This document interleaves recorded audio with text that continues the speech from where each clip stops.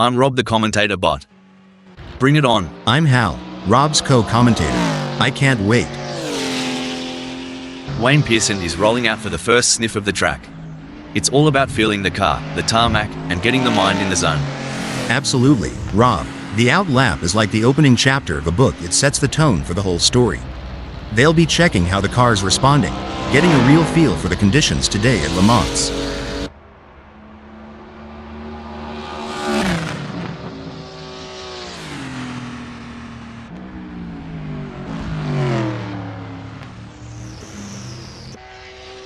With just 347 minutes left before we move to qualification, there is not long left for these drivers to finish their preparations.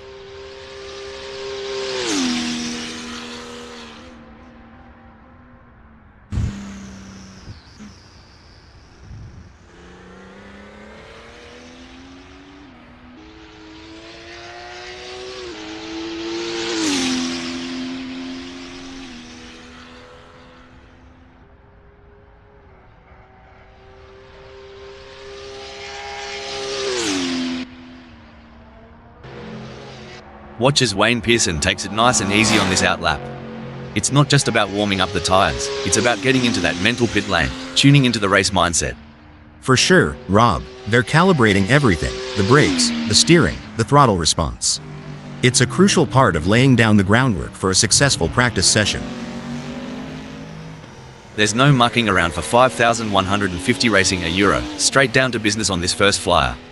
They'll be keen to see what times they can clock in early on. Yeah, and it's not just about speed. It's about rhythm, finding that flow around Le Mans. Getting into that groove early can set the pace for the whole session. Let's talk rubber. Tire pressures ain't just about pumping them up and hitting the road. It's like a fine art. Couldn't have said it better. Tire pressures can dramatically impact the contact patch, the actual bit of tire touching the tarmac.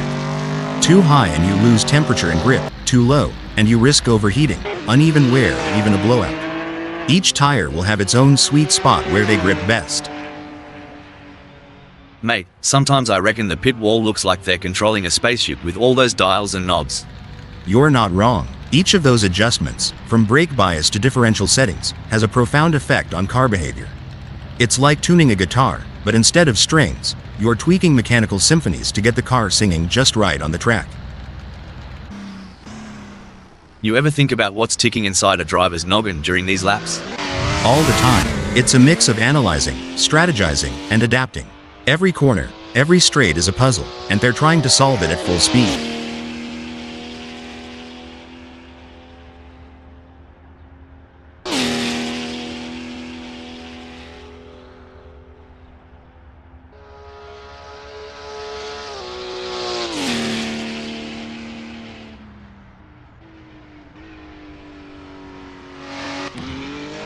Megasaurus 55 posted 351.062 on their last lap. How will they do on this one?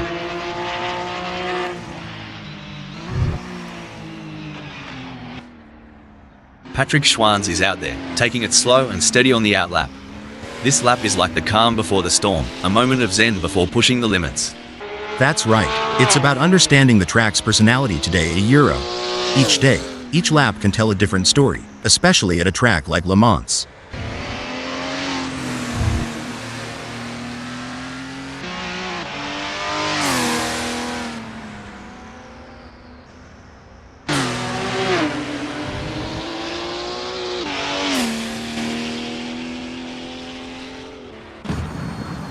Superman is on the out lap, not just warming up the tyres, but also warming up their instincts, getting that racer's intuition dialed in.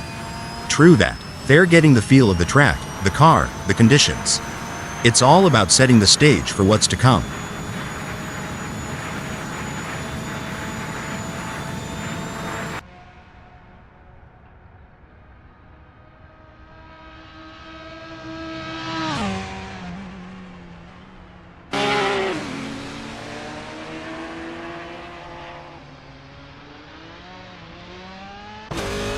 Wayne Pearson is getting to grips with the Pinot's Esperante GTR1 ACLM in this practice session.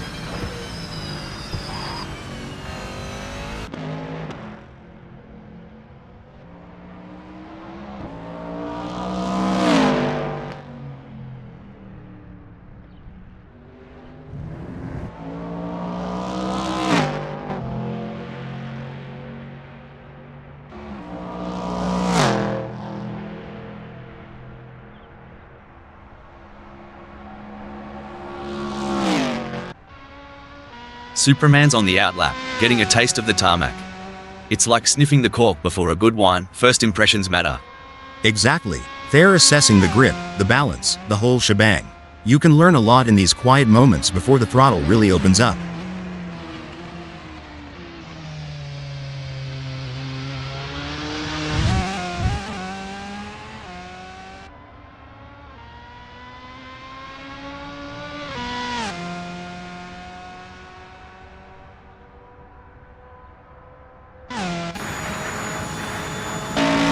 Wayne Pearson is on their first practice flying lap.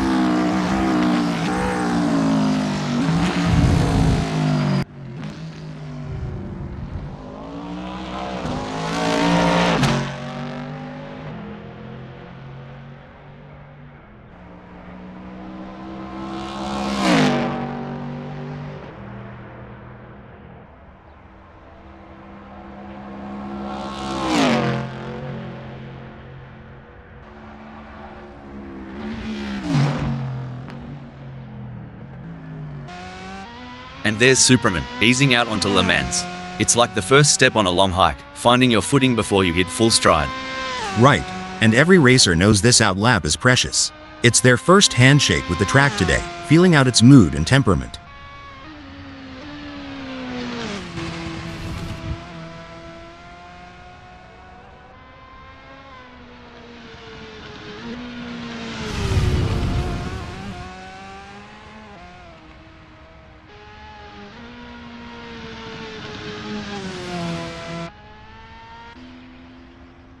Ever heard the pit crew chat about wheel camber? Sounds like a dance move, but trust me, it's all car talk. Haha, yeah, camber is the angle of the wheel relative to the road. A bit of negative camber, where the top of the tire leans inwards, can give more grip in the corners. But too much and you're looking at premature wear on the inside of the tire. It's a balancing act, and each track requires its own setting.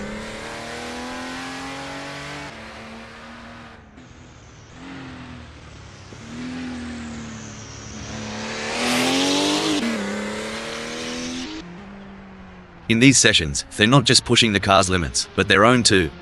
Testing their mettle, seeing how far they can go before the big dance. Exactly. It's a mental game as much as a physical one. Balancing aggression with precision, daring with data. It's an art and a science. Alright, not Clinton Kakaton has put down a 404.544.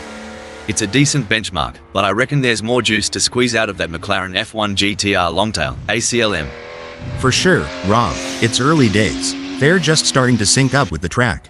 We'll likely see those times tumble as they dial in.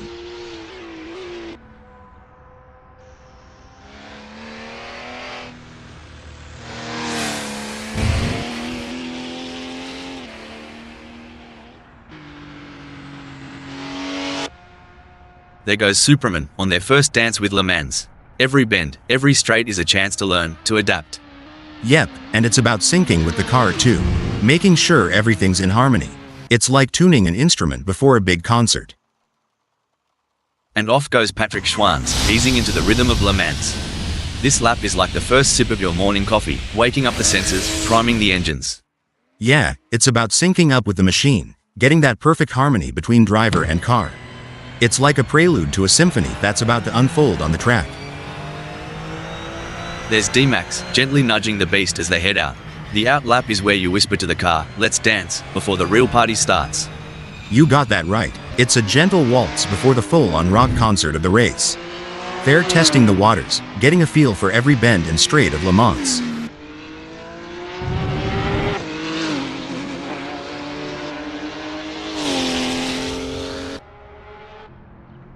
Look at Wayne Pearson go. They're really giving it some jandle now. The first flyer is always a bit of a reconnaissance mission, a mix of caution and raw pace. You bet, Rob. They're mapping out the track, feeling out the grip levels, and getting a sense of how the car's performing today. It's a crucial lap for building confidence.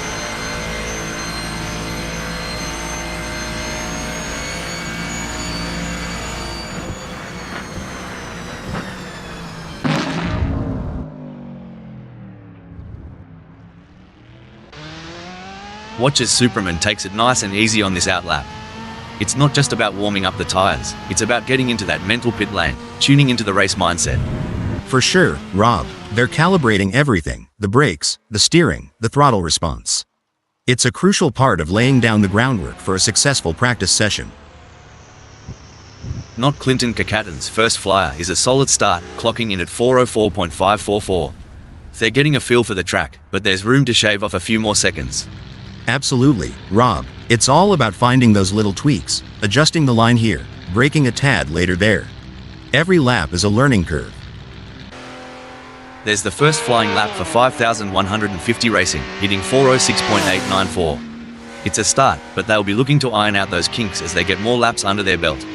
Right on, Rob. It's early in the session, so there's plenty of time to experiment and find those extra tenths of a second.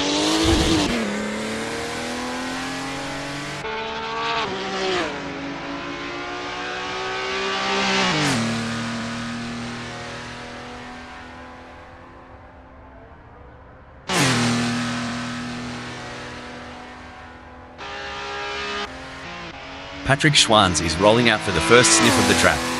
It's all about feeling the car, the tarmac, and getting the mind in the zone. Absolutely, Rob. The out lap is like the opening chapter of a book. It sets the tone for the whole story. They'll be checking how the car's responding, getting a real feel for the conditions today at Le Mans.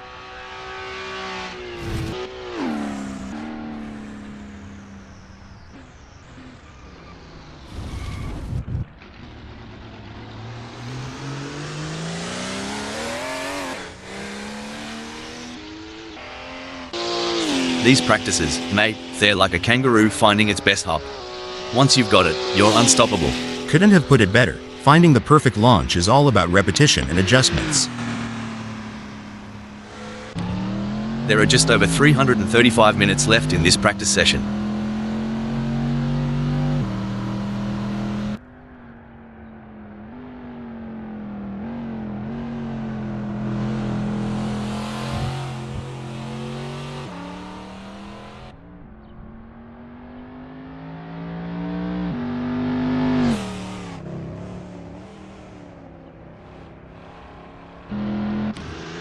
You know, mate, some folks wonder why these drivers spend so much time in practice. But it's just like prepping a Barbie. You gotta get it right before the big show. Exactly. Rob, practice makes perfect, and in racing, perfect can be the difference between pole position and the back of the grid. Bogan Cromulence S on the out lap, getting a taste of the tarmac. It's like sniffing the cork before a good wine. First impressions matter. Exactly. They're assessing the grip, the balance, the whole shebang. You can learn a lot in these quiet moments before the throttle really opens up.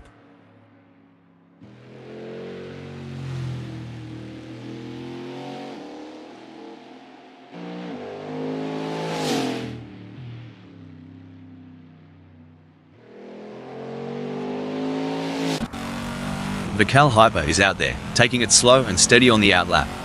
This lap is like the calm before the storm, a moment of zen before pushing the limits. That's right. It's about understanding the track's personality today. Each day, each lap can tell a different story, especially at a track like Le Mans.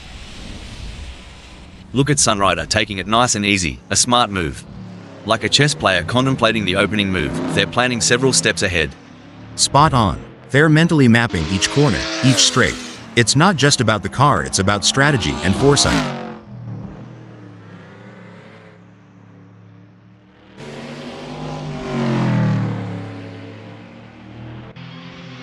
D-Max is really opening up the taps now, their first flyer of the session.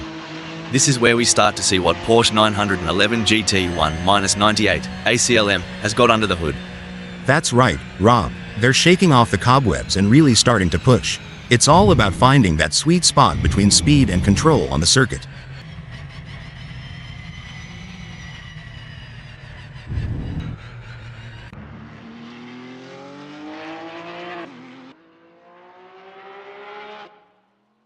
There goes Vical Hyper on their first dance with Le Mans. Every bend, every straight is a chance to learn, to adapt. Yep, and it's about syncing with the car too. Making sure everything's in harmony. It's like tuning an instrument before a big concert.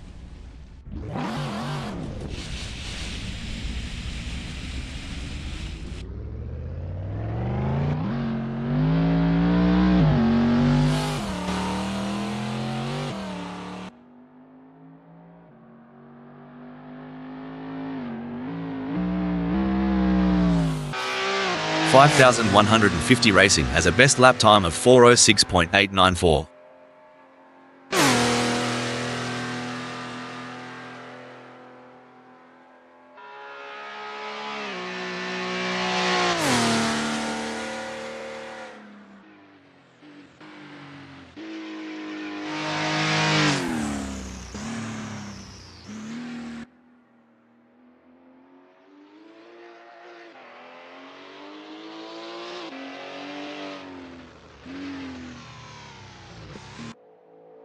There's Bogan Cromulence, gently nudging the beast as they head out.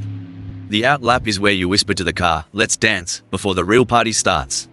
You got that right. It's a gentle waltz before the full-on rock concert of the race. They're testing the waters, getting a feel for every bend and straight of Le Mans.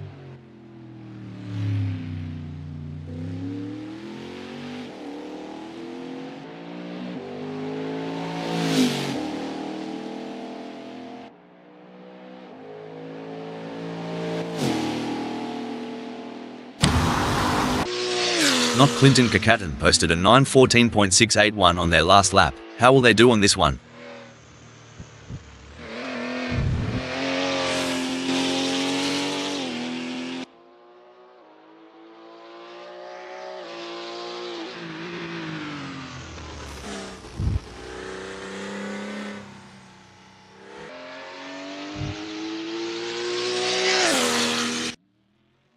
It's all about finding that sweet spot during these sessions. Like tuning a didgeridoo, but way faster. Haha, and a lot noisier. But you're right. In Indy, we fine-tune until it feels just right. Every lap here is a step towards perfection. It's a bit like looking for water in the outback. These drivers are searching for that sweet rhythm, where everything just clicks. Spot on. It's that elusive flow state. When everything syncs up, the car, the track, the driver, that's when magic happens.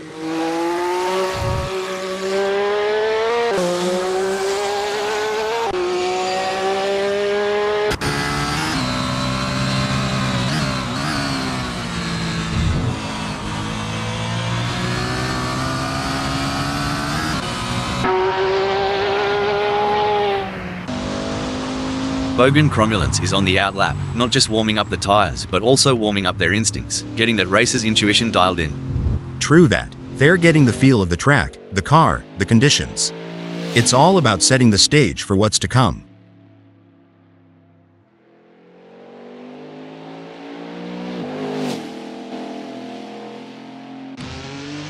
Watch as Scott Cutshall takes it nice and easy on this out lap.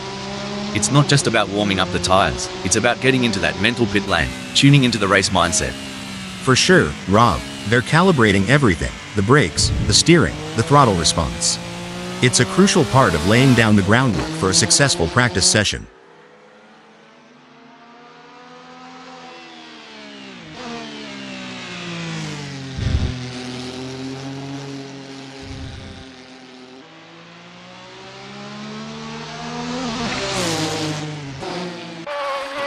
And there's Richard Rossier, easing out onto Le Mans. It's like the first step on a long hike, finding your footing before you hit full stride. Right, and every racer knows this out lap is precious. It's their first handshake with the track today, feeling out its mood and temperament.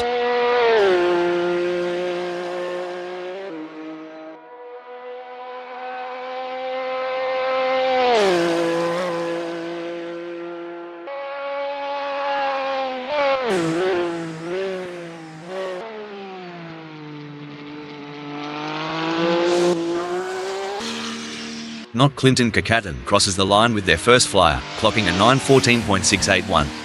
They're getting to grips with Le Mans, feeling out its quirks and corners. It's like the first round of a chess match, Rob. They're making their opening moves, setting up for the later, faster laps where they'll really show their hand.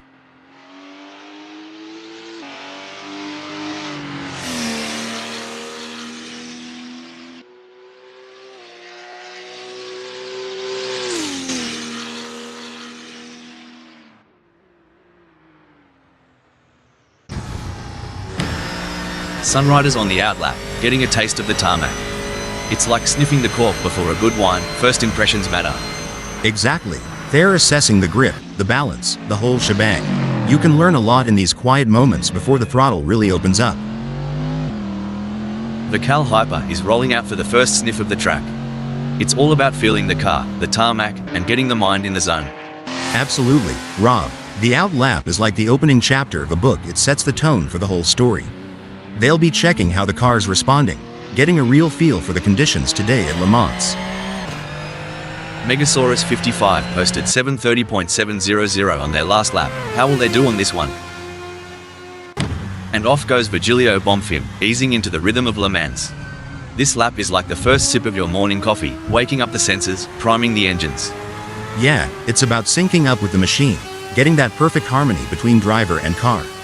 It's like a prelude to a symphony that's about to unfold on the track.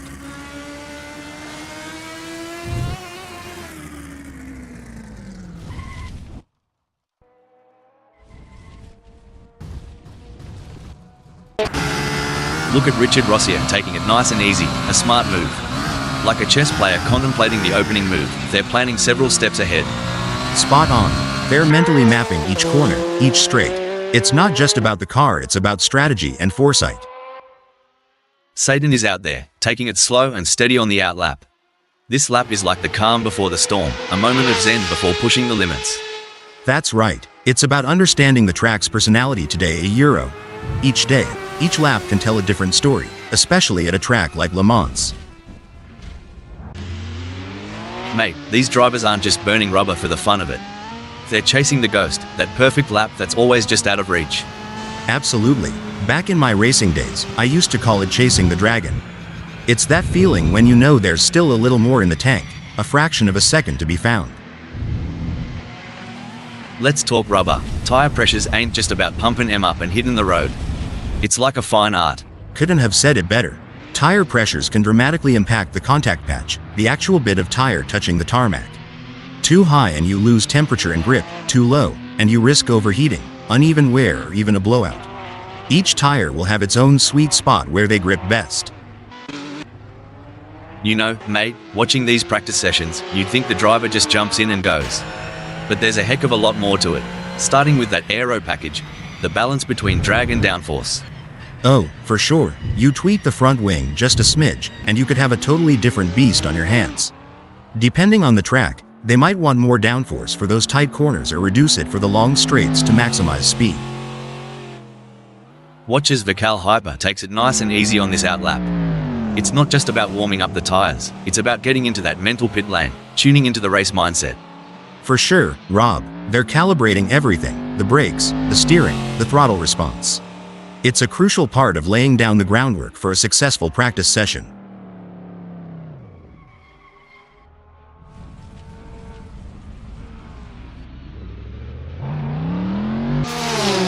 There goes Scott Cutshall on their first dance with Le Mans. Every bend, every straight is a chance to learn, to adapt. Yeah, and it's about syncing with the car too, making sure everything's in harmony. It's like tuning an instrument before a big concert.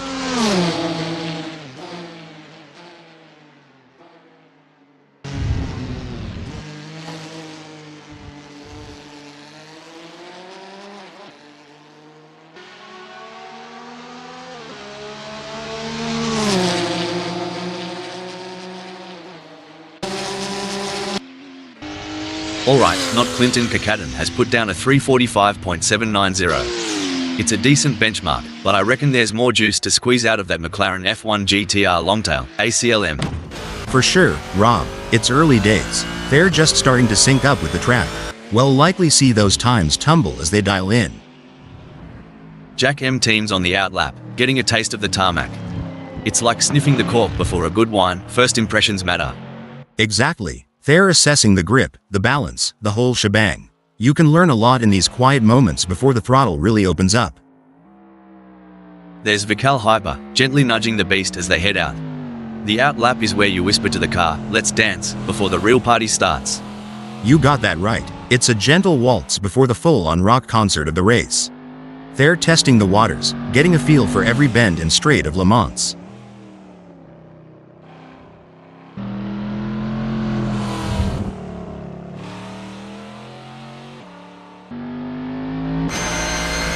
Sunrider is rolling out for the first sniff of the track. It's all about feeling the car, the tarmac, and getting the mind in the zone. Absolutely, Rob. The out lap is like the opening chapter of a book. It sets the tone for the whole story. They'll be checking how the car's responding, getting a real feel for the conditions today at Le Mans.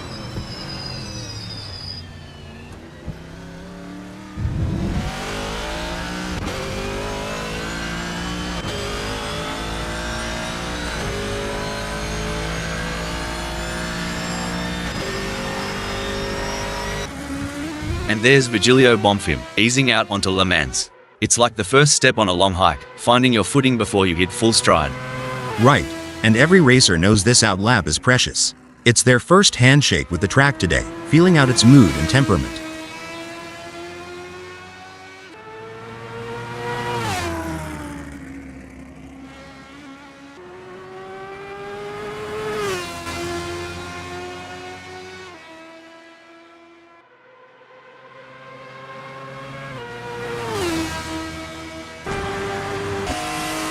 Not Clinton Kakatan's first serious lap is in the books with a time of 3:53.807. Good effort, but I'm expecting them to really push the envelope in the next few laps. Yeah, it's about building that momentum, Rob. Fine-tuning their approach with each turn, each lap, getting more out of the car and themselves. D-Max is not hanging about, straight into the thick of it on this first flying lap. They're getting a real taste of the Porsche 911 GT1-98 ACLM's capabilities. Absolutely. It's about understanding the limits early on. You'll see them experimenting with braking points and turn-in speeds, all while keeping an eye on those tire temps.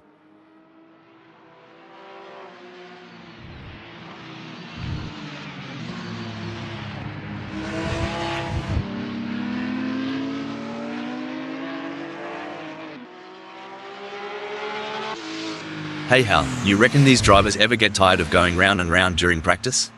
Well, Rob, repetition is the key. Every lap gives you data, insights, and an edge over the competition.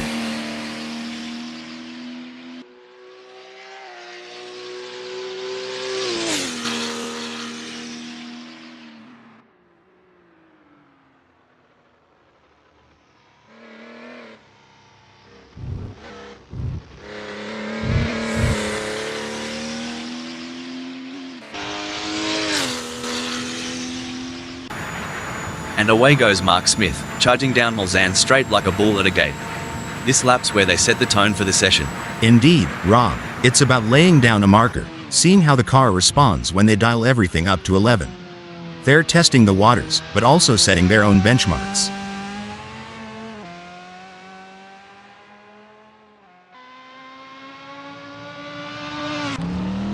Velis 88 is out there, taking it slow and steady on the outlap. This lap is like the calm before the storm, a moment of zen before pushing the limits. That's right. It's about understanding the track's personality today, a Euro. Each day, each lap can tell a different story, especially at a track like Le Mans.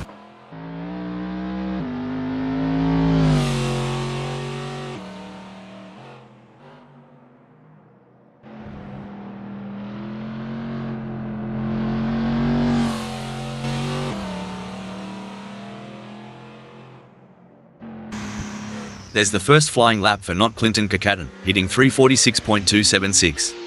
It's a start, but they'll be looking to iron out those kinks as they get more laps under their belt. Right on, Rob. It's early in the session, so there's plenty of time to experiment and find those extra tenths of a second.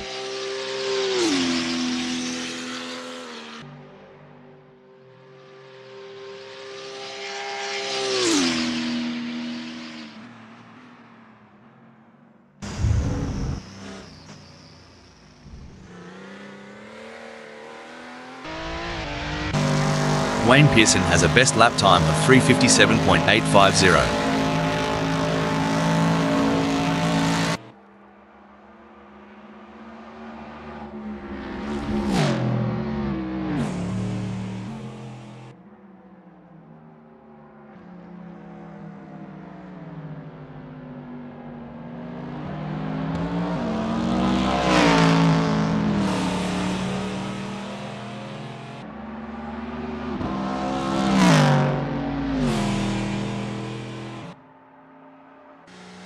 Patrick Schwanz posted a 3:53.722 on their last lap. How will they do on this one?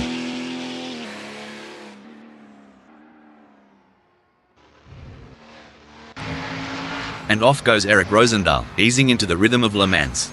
This lap is like the first sip of your morning coffee, waking up the senses, priming the engines. Yeah, it's about syncing up with the machine, getting that perfect harmony between driver and car. It's like a prelude to a symphony that's about to unfold on the track. There's no mucking around for Sunrider or Euro, straight down to business on this first flyer. They'll be keen to see what times they can clock in early on. Yeah, and it's not just about speed. It's about rhythm, finding that flow around Le Mans. Getting into that groove early can set the pace for the whole session.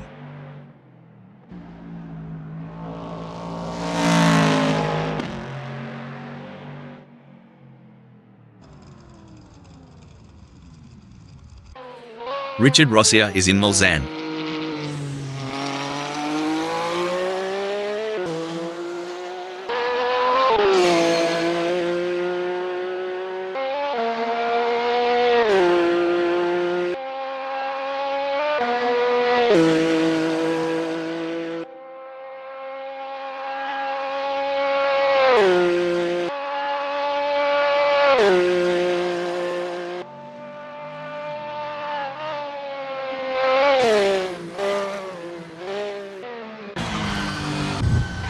Patrick Schwanz crosses the line with their first flyer, clocking a 3:53.722.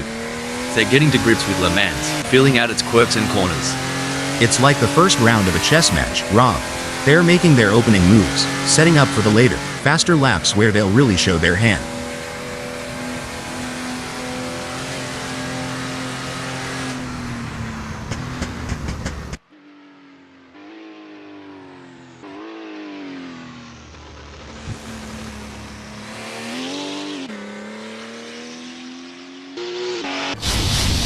So, for those tuning in and wondering what's the go with these practice sessions, well, it ain't just about flexing their engines. It's about synergy, mate. Getting the driver, the car, and the track to sing in harmony. Couldn't have put it better. We liken it to rehearsing a dance. Every step, every turn must be practiced until it's second nature on the big stage. You ever think about what's ticking inside a driver's noggin during these laps? All the time. It's a mix of analyzing, strategizing, and adapting. Every corner, every straight is a puzzle, and they're trying to solve it at full speed.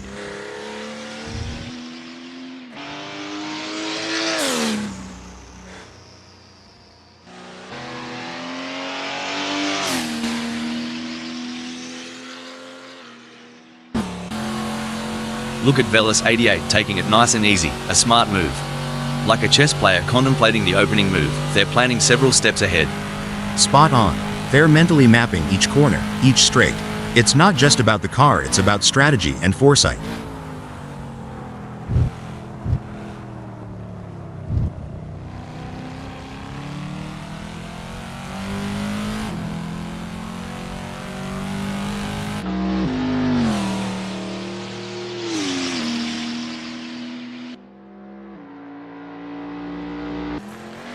Eric Rosendahl is on the out lap, not just warming up the tires, but also warming up their instincts, getting the racer's intuition dialed in.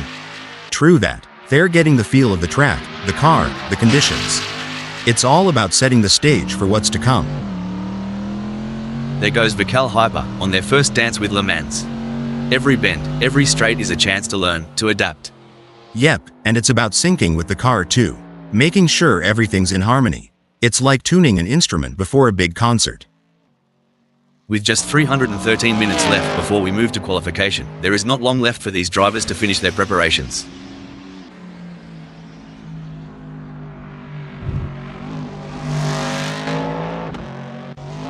Sunrider is getting to grips with the Pinot's Esperante GTR1 ACLM in this practice session.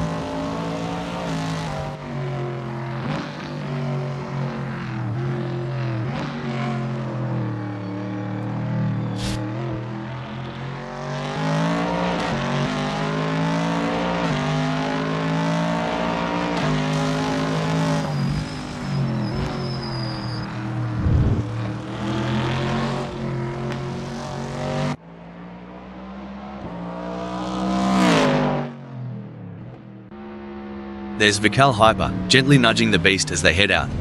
The out lap is where you whisper to the car, "Let's dance," before the real party starts. You got that right. It's a gentle waltz before the full-on rock concert of the race. They're testing the waters, getting a feel for every bend and straight of Le Mans.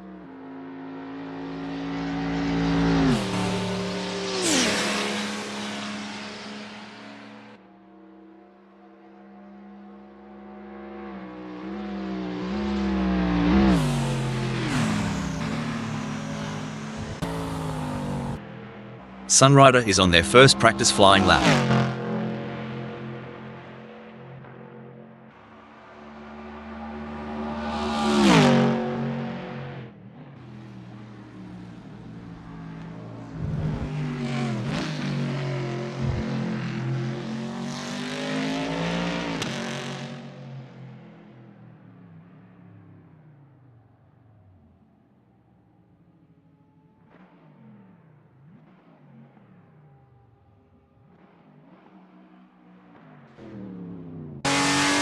Patrick Schwanz's first flyer is a solid start, clocking in at 4:11.331. They're getting a feel for the track, but there's room to shave off a few more seconds. Absolutely, Rob. It's all about finding those little tweaks, adjusting the line here, braking a tad later there. Every lap is a learning curve. Watch as Eric Rosendahl takes it nice and easy on this outlap. It's not just about warming up the tires, it's about getting into that mental pit lane, tuning into the race mindset. For sure, Rob. They're calibrating everything: the brakes, the steering, the throttle response. It's a crucial part of laying down the groundwork for a successful practice session.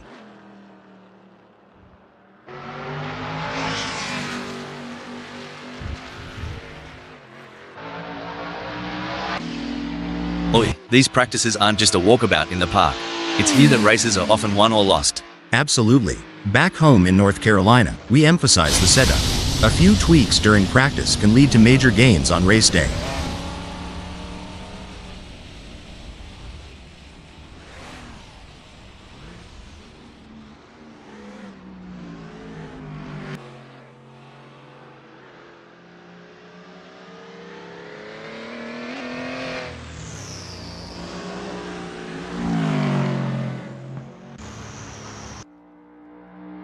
In these sessions, they're not just pushing the car's limits, but their own too.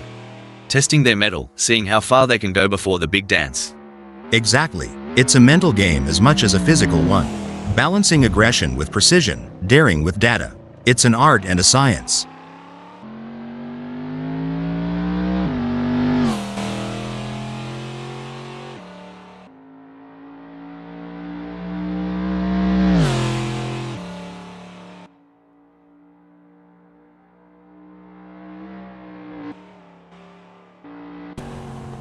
Vical hypers on the outlap, getting a taste of the tarmac. It's like sniffing the cork before a good wine. First impressions matter. Exactly. They're assessing the grip, the balance, the whole shebang. You can learn a lot in these quiet moments before the throttle really opens up.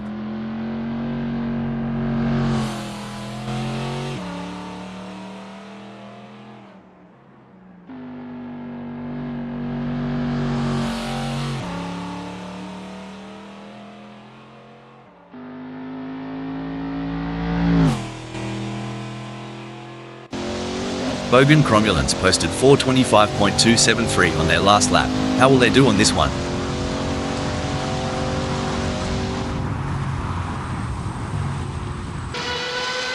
Satan is rolling out for the first sniff of the track. It's all about feeling the car, the tarmac, and getting the mind in the zone. Absolutely, Rob. The out lap is like the opening chapter of a book. It sets the tone for the whole story. They'll be checking how the car's responding, getting a real feel for the conditions today at Le Mans.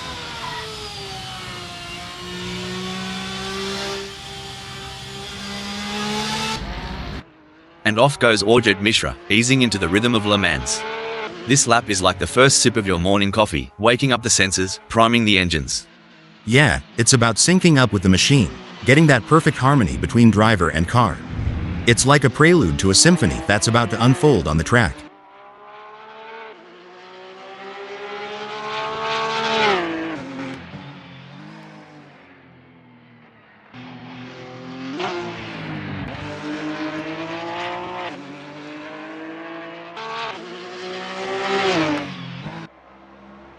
Alright, Wayne Pearson has put down a 9:36.658.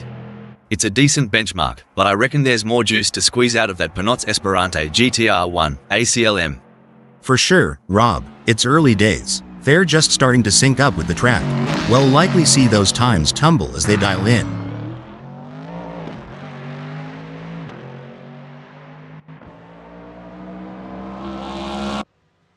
There's the first flying lap for not Clinton Kakaden, hitting 4:29.948. It's a start, but they'll be looking to iron out those kinks as they get more laps under their belt.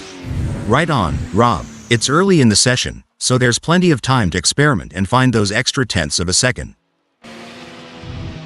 Superman is on the outlap, not just warming up the tires, but also warming up their instincts, getting that racer's intuition dialed in. True that. They're getting the feel of the track, the car, the conditions. It's all about setting the stage for what's to come.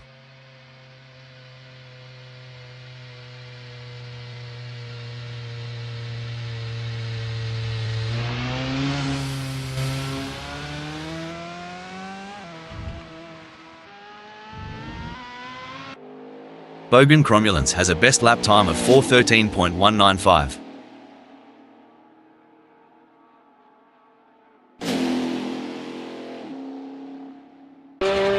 Richard Rossier has a best lap time of 3:49.725.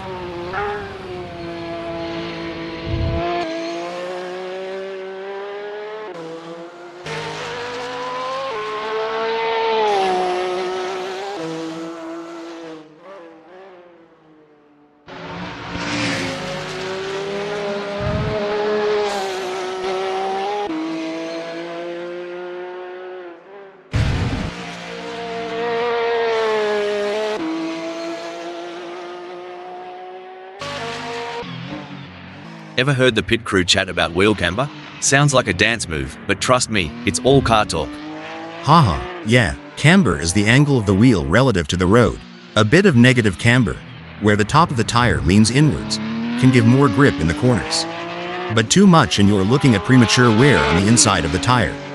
It's a balancing act, and each track requires its own setting.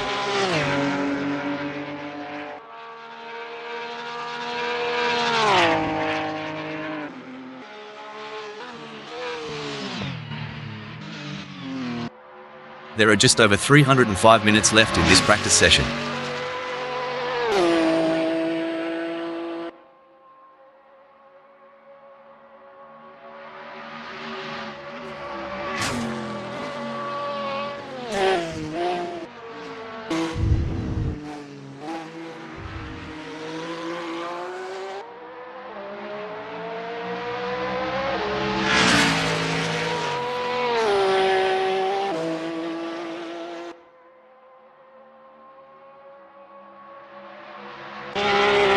Look at Orjit Mishra taking it nice and easy, a smart move.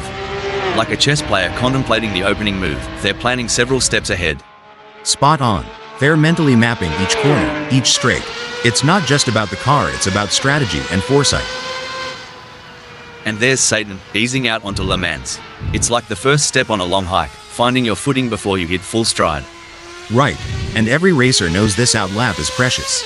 It's their first handshake with the track today, feeling out its mood and temperament. Patrick Schwanz posted a 4:12.117 on their last lap. How will they do on this one?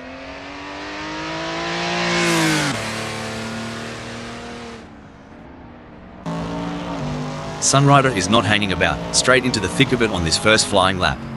They're getting a real taste of the Pinot's Esperante GTR1 ACLM's capabilities. Absolutely. It's about understanding the limits early on. You'll see them experimenting with braking points and turn-in speeds, all while keeping an eye on those tire temps. And away goes Virgilio Bonfim, charging down chicane like a bull at a gate. This lap's where they set the tone for the session. Indeed, Rob. It's about laying down a marker, seeing how the car responds when they dial everything up to 11. They're testing the waters, but also setting their own benchmarks. There's a little bit of wind in the air today here at Le Mans, as we're getting ready to kick things off. Trinity has qualified 16th. Trinity should really be putting that Porsche 911 GT2R1 ACLM higher up the grid. Bogan Cromulence is placed in 18th. Starting on the softs compound. 5150 Racing is lining up 18th. Sitting in 19th it's D-Max. 19th isn't going to be where DMAX wants to be. Starting from pole position is a dream come true for Alex Gardner. The pressure's on now. Can he handle the heat and stay ahead of the pack?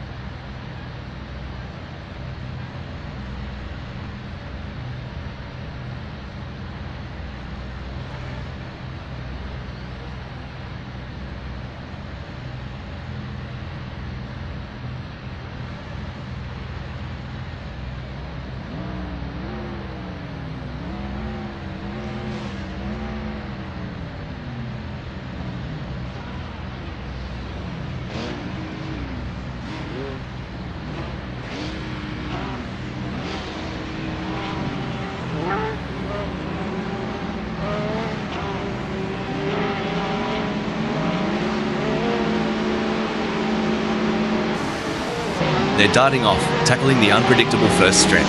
With cars this close, it's riskier than a roux on a freeway. This is the real proving ground. Gotta keep calm, but push like there's no tomorrow.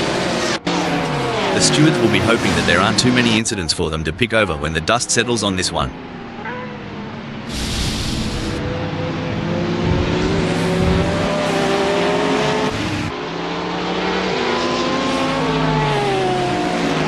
I can't wait to see how this race will play out.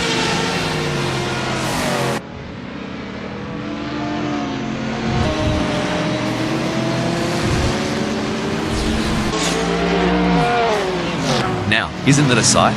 Megasaurus 55 hanging tight at 4. Maybe they're waiting for everyone else to make their move. Smart as a whip, that one.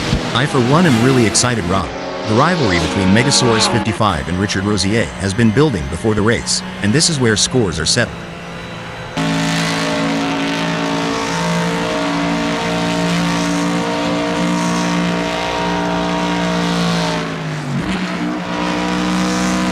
Bit of a cruisy start for Sunrider, just filling out the track at Le Mans. You know, like a dingo sussing out the lay of the land.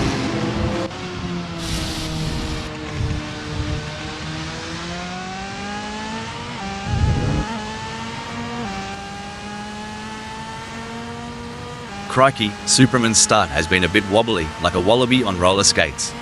From 7 down to 12, they'll have their work cut out today. This isn't the first time we've seen a driver start slow and then rally back. Let's see if Superman can pull off a comeback.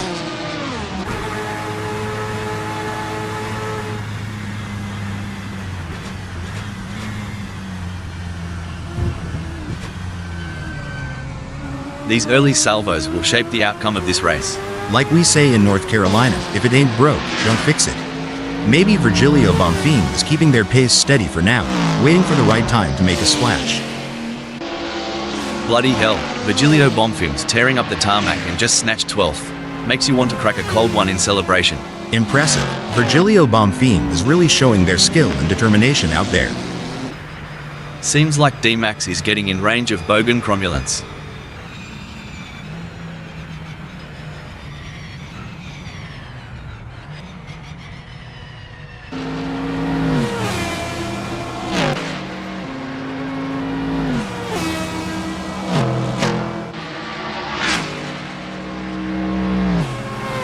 Things are looking as crook as Rookwood for Virgilio Bonfim, lagging behind Mikhail Piper and the gap stretching out like a long country road. They'll need to find some extra grunt to flip this situation. Looks like Megasaurus 55 is coming in hot. They're approaching the turn way too fast. Stone the crows. Megasaurus 55's pulled a sneaky, landing at 10th. Always a surprise with them. Well, butter my biscuit. A bit of a hiccup for Megasaurus 55, but they've got the grit to climb back up. Alright, hold your horses. Orjet Mishra is really putting the heat on not Clinton Kakaden. If I were not Clinton Kakaden, I'd be checking those mirrors non-stop. With that gap, Sunrider's practically drafting off Wayne Pearson, eh? Exactly. They're so close, it's like they're sharing the same race line. Man, Wayne Pearson's defense is tighter than a quarterback sneak in the final seconds. Righto, and here, it's looking like a cricket bowler defending the last wicket. This is what it's all about, folks. Velas 88 is in hot pursuit of Richard Rossier, who's just trying to stay ahead.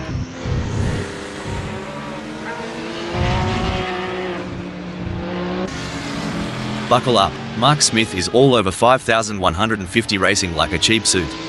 Are we about to see some wheel-to-wheel action?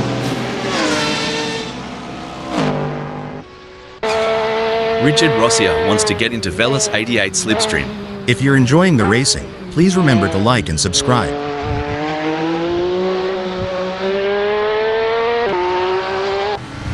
We got a close battle as Wayne Pearson closes in on 5,150 racing. It's like David versus Goliath out there. Wayne Pearson just slung a stone and gained ground, while 5,150 racing is left searching for footing. Yes, but they have to keep pushing hard. This race is far from over, and anything can happen. Wayne Pearson needs to stay focused and keep driving with skill and determination. The excitement is palpable. This is going to be a race for the ages.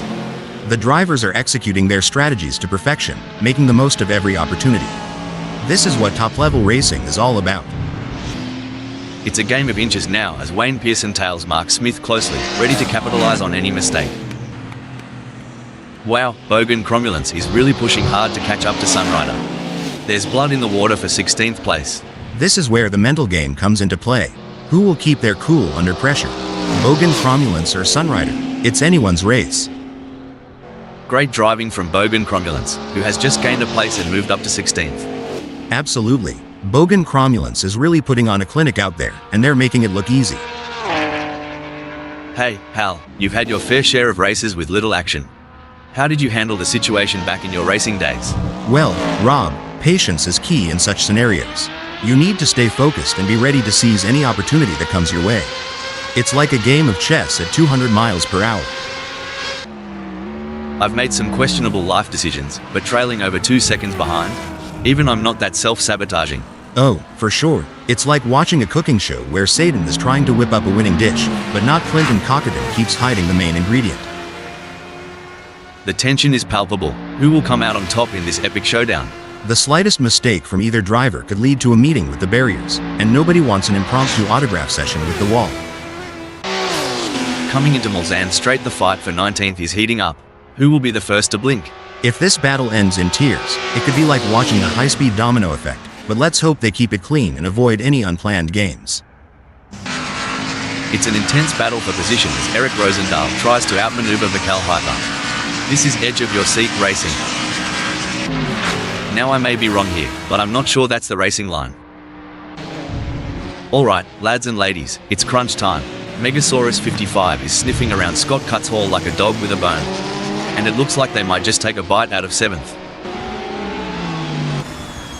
Oh, talk about a tango on tarmac. Eric Rosendahl is dancing closer and closer to Mikhail Hyper. You can feel the tension as they approach Indianapolis. Hold on a moment. Whoops. Satan's taken more spins than a dead or alive record. It's a real shame. Until this point in the race, they've been looking at a decent result. The gap between Megasaurus 55 and Scott Cuts-Hall is razor thin as they vie for 7th in this nail-biting contest.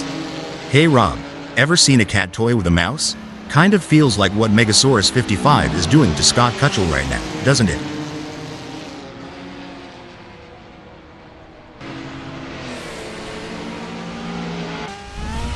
Blimey, Superman, sorry to cut in here. I don't think that's the fastest way around Le Mans. By the looks of it, DMAX has been taking driving tips from them Duke boys. Ain't the Dukes of Hazard, friend? Whoa there, Megasaurus 55 is sticking to Scott Cutshall like glue. You reckon Scott Cutshall's feeling the pressure? 'Cause I sure would. Velas 88 wants to find a way round Richard Rossier.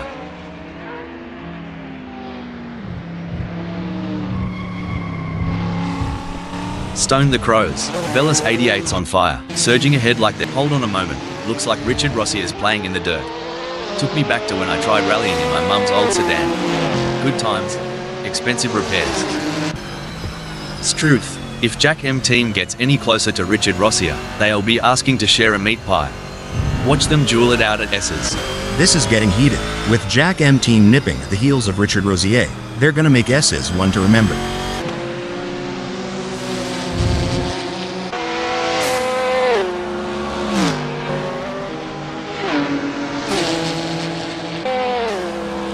If Jack M team doesn't pick up the pace, how? They'll be as relevant as an ashtray on a motorbike. Things are heating up as Superman closes in on Bogan Cromulence. The gap between them is down to practically nothing.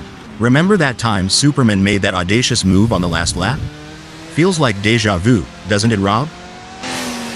This is what high-octane racing looks like. Not Clinton Kakaton is breathing down the neck of Superman, not giving him any room to relax. Oi, Rob, wouldn't want to be in Superman's shoes right now, would ya? Talk about a pressure cooker situation. I swear, not Clinton Kakaton's on the prowl, making the leap to 16th look as easy as a Sunday Arvo barbecue. I tell ya, not Clinton Kakaton's hotter than a peppered pickle right now. Bold and spicy, claiming 16th like a champ.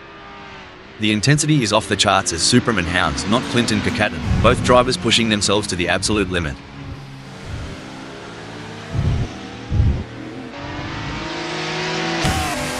$5,150 Racing seems to be putting the pressure on not Clinton Kakaton. Did we just witness a gambit? It seems 5,150 Racing is recalibrating, now at 17th.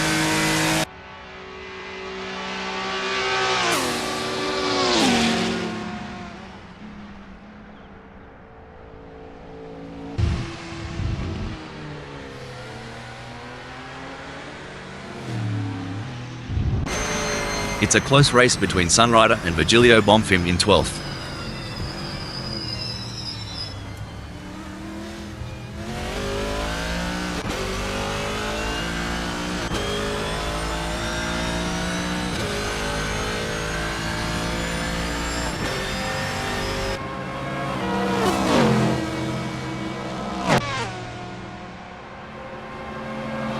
Someone should tell Virgilio Bonfim this ain't a Sunday drive. Sunrider's tearing up the track. The action is non-stop as Virgilio Bonfim shadows Sunrider through every twist and turn, determined to claim 12th.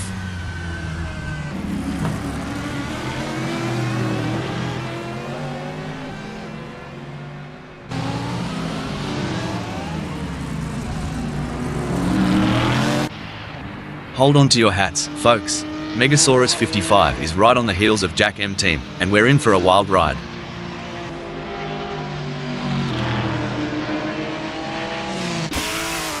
No room for error here. 5,150 Racing is breathing down the neck of Superman, waiting for the perfect chance to make their move. I remember being in a similar situation during my racing days. 5,150 Racing must stay focused and wait for the perfect opportunity to overtake. It's a battle of wills out there, each driver trying to outsmart and outmaneuver the other.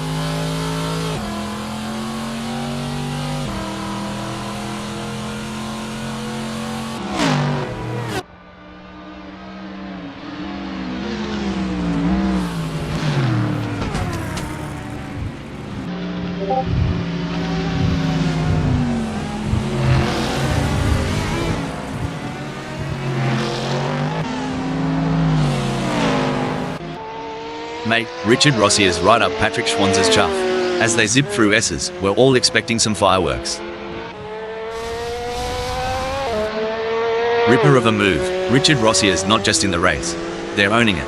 G'day, 4th. Amazing stuff. Focus and precision, what it's all about. It's a thrilling pursuit as Sunrider is right behind Vical Hyper, keeping the pressure on for 11th place.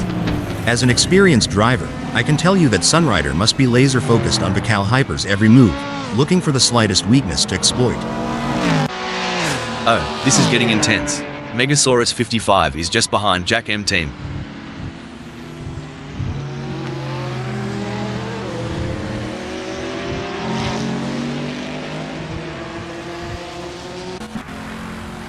It's neck and neck, the closest battle we've seen in a while. This is what makes motor racing so exciting. The tension is high and the stakes are even higher. Who will take home the victory? It's too close to call. A brilliant maneuver from Vical Hyper, who has just moved up the field. You can't argue with results like that. Vical Hyper is really making their mark on this race. As they speed through Lachey chicane, Virgilio Bonfim is relentlessly pursuing Vical Hyper in a high-stakes battle for position.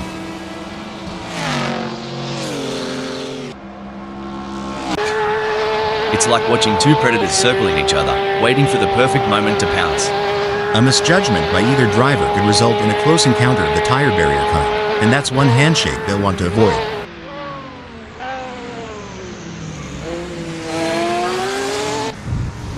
Here's some action. Not Clinton Kakatan's tailgating Wayne Pearson so close, it's like they're sharing the same set of wheels as they near La Florandier chicane.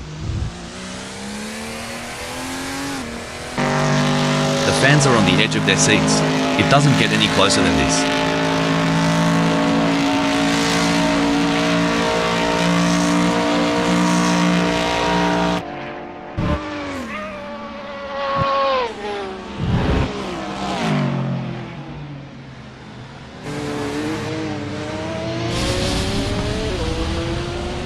Superb driving. Braking update. Crikey, Megasaurus 55 thought they were on a boomerang's flight path. Only problem? Didn't come back. Well, butter my biscuit. Megasaurus 55 took a trip to the weeds. Must have thought they were at a barn dance the way they spun around.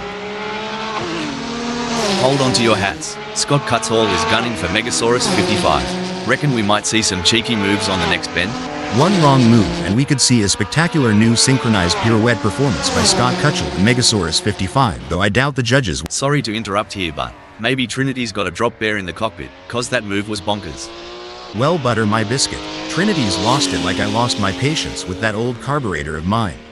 A real test of character. Not much room to breathe for Patrick Schwanz with Richard Rossier trailing so close. I reckon we'll see a move soon, especially at Maison Blanche. Now, that's some driving, y'all. Richard Rosier is putting the pressure on Patrick Schwanz. It's like watching a cat stalk a bird. They're inching closer with every turn.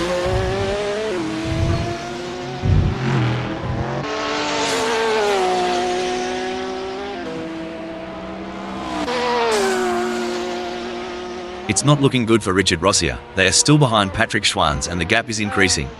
They are gonna need to dig a bit deeper to turn this around. The adrenaline is pumping as Virgilio Bonfim gets within striking distance of Vical Hyper in their race for 11th. Mate, are they packing something extra down under? Virgilio Bonfim's just rocketed into 11th. We got a close battle as Richard Rossier closes in on Patrick Schwanz. If Richard Rosier isn't careful, they might end. Oh no, what's this? Oi, Sunrider tried to pull a Steve Irwin and wrestle with the track limits. Track 1, Sunrider 0. This is where legends are made. Which driver will rise to the occasion and claim victory?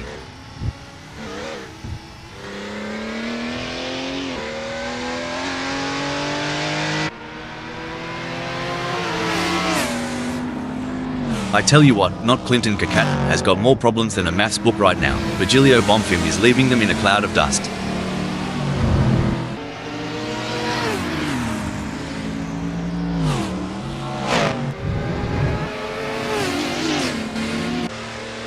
The crowd is on its feet as Satan chases down Trinity through Porsche curves. Fantastic move from Satan, who has just gained a position. Shoot, Satan's got more moves than a dance floor on a Saturday night. Look at them shimmy into 20th. As the race settles down, the drivers are really going at it. It's like watching a high-speed game of chess. One wrong move and it could be game over. But these drivers are masters of their craft, always thinking 3 steps ahead. That's right, and with the way they're maneuvering those cars, it's like they have superpowers. It's almost like they have the power of flight. But instead of flying, they're speeding down the track like rockets. I wonder if they have any spare rocket boosters for sale. Buckle up, Trinity is all over Satan like a cheap suit. Are we about to see some wheel-to-wheel action?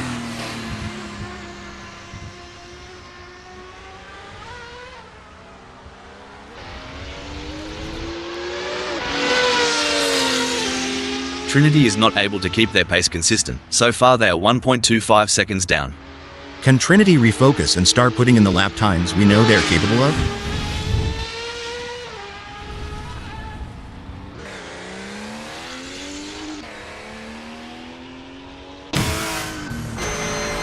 Now, that's what I'm talking about. Wayne Pearson is proper nipping at Vical Hyper's heels. Are they thinking of making a lunge? Only time will tell.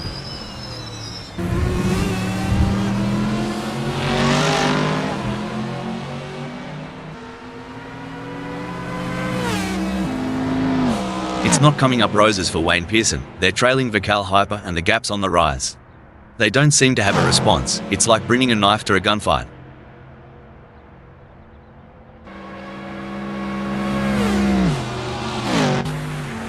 The tension is palpable. Who will come out on top in this epic showdown?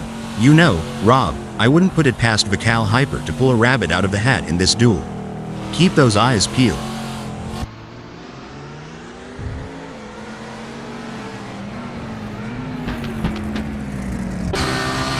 Gee whiz, Richard Rossier is breathing down Patrick Schwanzer's neck. Wouldn't want to be in Patrick Schwanzer's rearview mirror right now. It's getting crowded.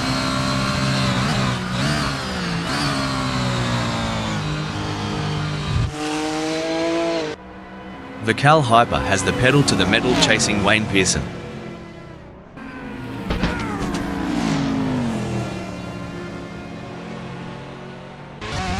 Oh mate, Superman's impersonating a lost tourist. Did someone forget to tell them it's a race, not a bushwalk? Whoa Nelly, looks like Superman's been watching too much NASCAR, trying to drift on an F1 circuit. It's an intense battle for position as Richard Rossier tries to outmaneuver Patrick Schwanz. This is edge of your seat racing. Y'all see that? Richard Rossier is right on Patrick Schwanz's tail, and with the gap narrow, chicane is going to be crucial. Blimey, Richard Rossier's shifted gears and the results are clear. Cruising up to fourth just like that. This race is getting even more intense. The drivers are pushing each other to the limit. It's like they're playing a game of chicken, but with cars. And the winner gets to take home the checkered flag and bragging rights. Ha ha, that's one way to put it. These drivers have to be in top physical and mental shape to compete at this level. It's like they're training for the Olympics. And like you said, the mental fortitude required to stay focused and alert for the entire race is wild. I think I need a nap just watching them. The gap between Patrick Schwanz and Richard Rossier is razor thin as they vie for fourth in this nail-biting contest. These two are putting on a masterclass in precision driving. Every turn, every acceleration, calculated to perfection. Any bloke or Sheila saying Assetto Corsa friends isn't top-notch is a few kangaroos short of the top paddock. Out there, it's art on wheels. Totally get you. Like, they're born racers. That weaving, the speed, just mesmerizing. It's like watching a Roo dodging a ute on a highway. All skill, mate, all skill. Crikey, Scott Cutsall's playing hardball today. Closing off those gaps like a tight-knit woolly jumper. Good luck weaving through that one. 5,150 racing. Now, that's some good old defensive driving from Scott Cutchall. Holding their line, keeping that rear view filled up with intimidation.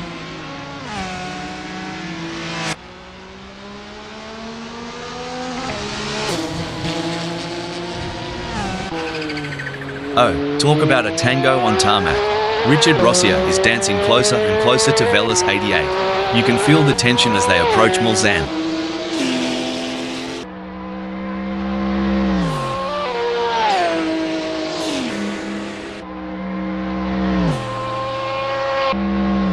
Crikey, Richard Rossier is losing touch with Velas 88 quicker than a kangaroo on a trampoline. Let's talk about tyre degradation. Hal, how does it affect the car's handling and what do drivers need to do to adapt to the changing conditions? Tire degradation can significantly impact handling, Rob. As the tires wear, the grip reduces, and drivers need to adjust their braking points, cornering speeds, and throttle application to maintain control of the car. Things are getting spicy as Satan is breathing down DMAX's neck. The gap? Mate, you couldn't slide a credit card between them. Should things go awry, Satan and DMAX might find themselves giving a whole new meaning to the term tandem drifting, though I doubt they'd enjoy it as much as the spectators. It's a tale of two drivers right now, with Satan gaining places and DMAX losing them. Definitely, but there's still a long way to go in this race, and anything can happen. Satan needs to keep driving with focus and intensity. Whoa there, Velas 88 is sticking to Richard Rossier like glue. You reckon Richard Rossier's feeling the pressure? Cause I sure would. At this rate, Veloce 88 and Richard Rosier are so close, they could share a cup of tea and a biscuit.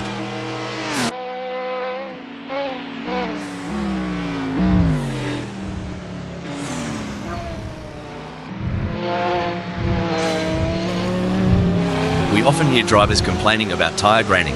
Hal, can you explain what that means and how it affects car handling? Graining occurs when small rubber particles roll up on the tire's surface, reducing grip and negatively affecting handling. It usually happens when the tires are not in their optimal temperature window or when a driver is pushing too hard on a cold or overworked tire. Get ready, folks. With Megasaurus 55 tailing this close to Jack M team, Dunlop Curve is about to become a hotspot.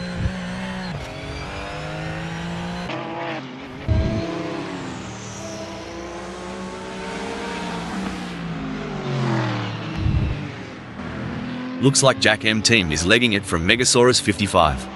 The gap's growing like a well-watered wattle as they zoom through S's.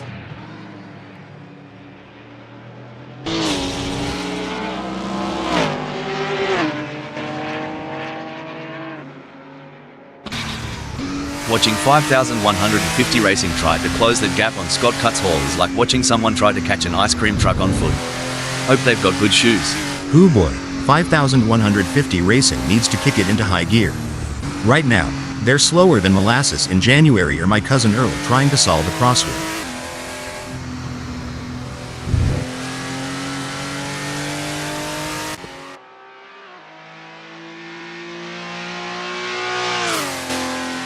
Bloody oath, 5,150 Racing is flat out like a lizard drinking, gnawing into the gap to Scott Cutshall down to a scant 10.5 seconds. I've been analysing races for quite some time, and the sheer endurance of these drivers never ceases to amaze me.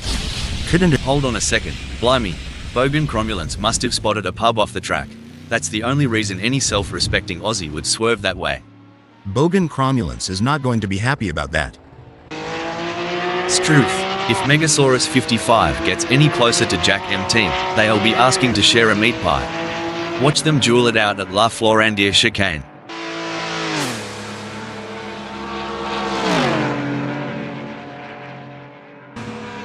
Crikey, Megasaurus 55's moving up faster than a cold one disappears on a hot day. They've clinched 6th. Well, slap my knee and call it a jamboree. Megasaurus 55's putting on a masterclass, storming into 6th. Sometimes, I feel the strategy behind these races is deeper than a conversation at 3 a.m. in an outback pub. You're telling me, it's like planning a family reunion in a small southern town. You've got to consider who's coming, who's feuding, and who's gonna cause a ruckus.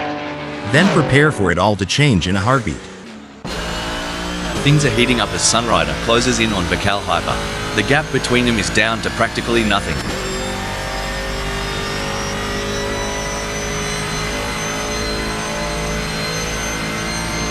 With a move that's swift, I'd say Sunrider's running on high octane, and maybe a bit of Aussie spirit.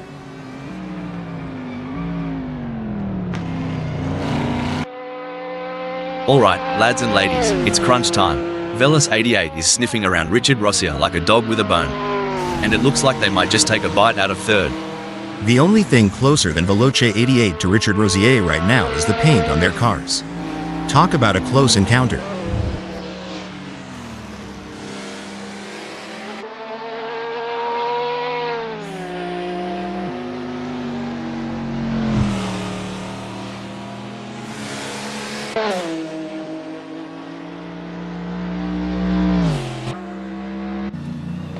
Blimey, Wayne Pearson is sticking to Virgilio Bonfim like a kangaroo to her Joey. At this rate, they'll be side by side as they hit Arnage.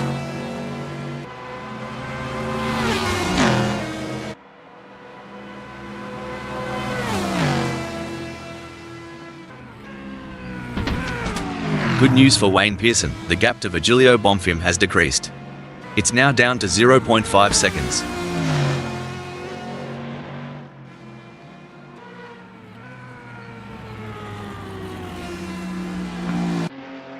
Orjet Mishra's drifting so far back, it's like looking in the mirror after a decade-long pub binge.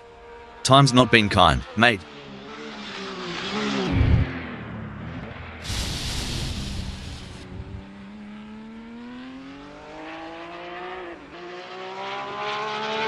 The gap between Orjet Mishra and Alex Gardner is expanding faster than a bull's waistline. It's now a whopping 35.5 seconds. Hal, can you share some strategies that drivers use to manage tire degradation during a race? Certainly, Rob. Some strategies include adjusting the car's setup for better tire life, altering driving lines to reduce wear, and using tire management techniques like lift and coast to preserve grip for as long as possible. Vikal Hyper wants to close that gap with not Clinton Kakaden. And they are poised to capitalize on any mistake, but who's going to make that mistake first?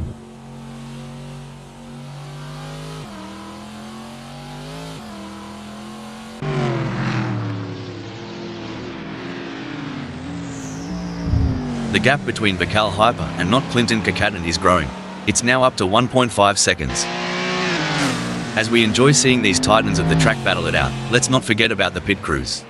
Those guys and girls are like a well-oiled machine themselves. Absolutely. They're the unsung heroes of the racing world. But you know what they say, behind every great driver is an even greater pit crew. This is what racing is all about. Two fierce competitors pushing each other to the limit. Hot diggity. Satan's on Bogan Cromulent's S-tail tighter than bark on a tree. As they zoom into Maison Blanche, I'm on the edge of my seat. Whoa, Satan's on fire, leaving skid marks and Bogan Cromulent's S-hopes behind. Did you ever think about the physics at play here? The G-forces these drivers feel, especially during tight corners. It's mind-boggling. Absolutely, Rob. And it's not just the car's engineering, but the human body's resilience and adaptability. The way these drivers train to withstand and use those forces to their advantage. It's an art form combined with sheer grit. The intensity is off the charts as Wayne Pearson hounds Sunrider, both drivers pushing themselves to the absolute limit.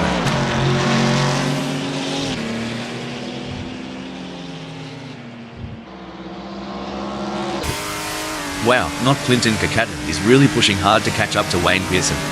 There's blood in the water for 12th place. This is what separates the good from the great. The ability to stay focused and perform under pressure. Alright, hold your horses. Wayne Pearson is really putting the heat on not Clinton Kakaden. If I were not Clinton Kakaden, I'd be checking those mirrors non-stop.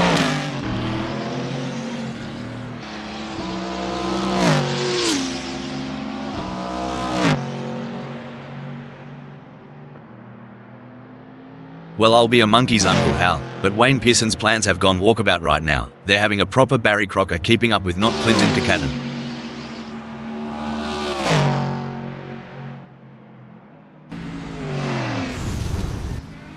It's a thrilling pursuit as not Clinton Kakaden is right behind Sunrider, keeping the pressure on for 11th place. Hang on, has not Clinton Kakaden just played their wild card? They're lounging at 13th now. Yes, but there's still plenty of race left. Not Clinton Kakaden needs to stay calm and focused, and make their move when the time is right. In the grand chessboard of racing, not Clinton Kakaden appears to have just been checked. Now station, hold that thought, hold the phone, Struth. Not Clinton Kakaden's having a real dog's breakfast of a moment. Oh my, Megasaurus 55 is hot on the tail of Patrick Schwanz. As they come into Dunlop Curve, I'm sure they may have a cheeky peek up the inside.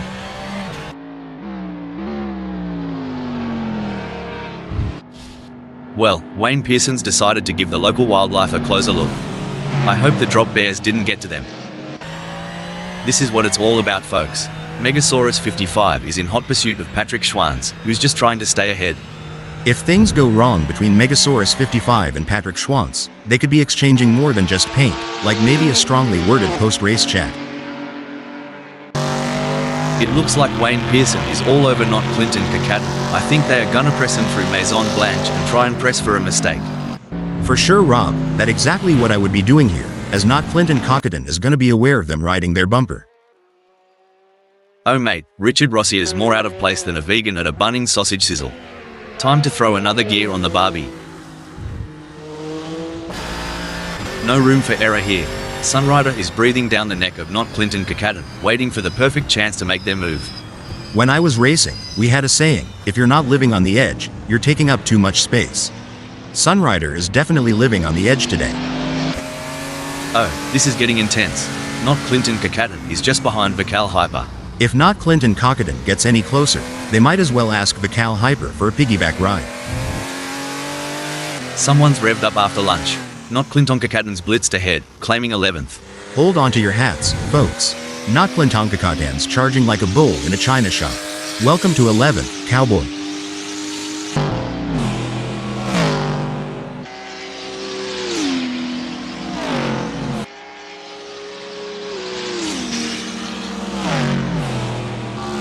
It's a battle of wills out there, each driver trying to outsmart and outmaneuver the other.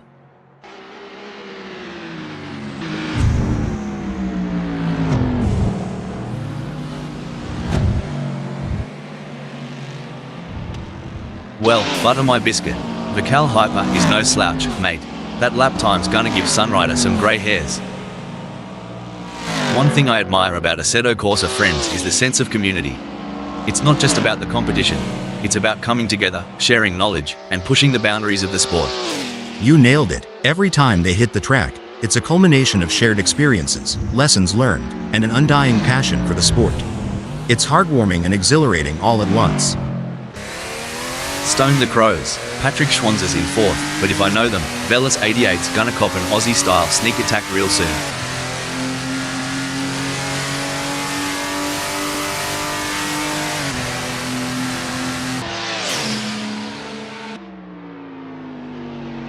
The gap between Patrick Schwanz and Velas 88 is fading faster than the last rays of the outback sun.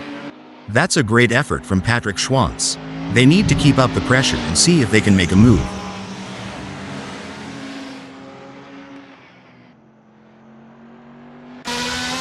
Blimey, Satan is closing in on 5,150 racing like they owe them money. This duel is going to light up Lachey Chicane. This battle between Satan and 5,150 racing is so intense, you could cut the tension with a knife, or should I say, with a front wing. An impressive showing from Satan, who has gained positions and left 5,150 racing in the dust. I've always said, it's not the car, it's the driver. And Satan's proving that point right.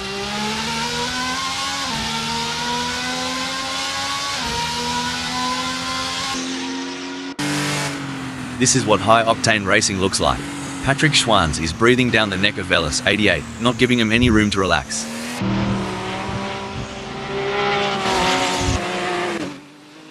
Hold on to your hats. Megasaurus 55 is gunning for Patrick Schwanz. Reckon we might see some cheeky moves on the next bend?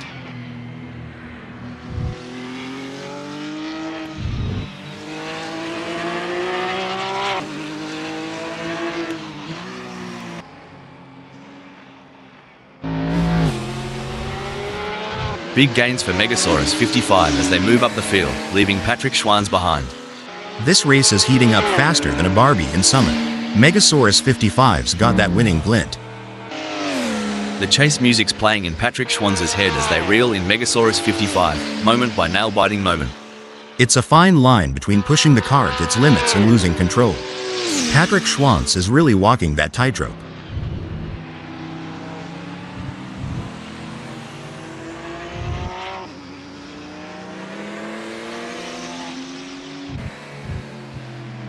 You know, Hal, I've always wondered, how do racing drivers stay so cool and collected under such immense pressure? Well, Rob, it comes down to mental strength and training. Drivers often work with sports psychologists and practice techniques like meditation and visualization to help them stay calm and focused during high-pressure situations. It's like watching two predators circling each other, waiting for the perfect moment to pounce. You know what they say, keep your friends close, and your racing rivals even closer. Looks like Richard Rosier is taking that advice to heart today. A great pass for Richard Ross. Breaking news, folks. Well, that was a proper Barbie flip by Patrick Schwanz. Too much snagger, not enough bun. Well, butter my biscuit. Patrick Schwanz just did the hokey pokey right in the middle of the race. It's neck and neck, the closest battle we've seen in a while.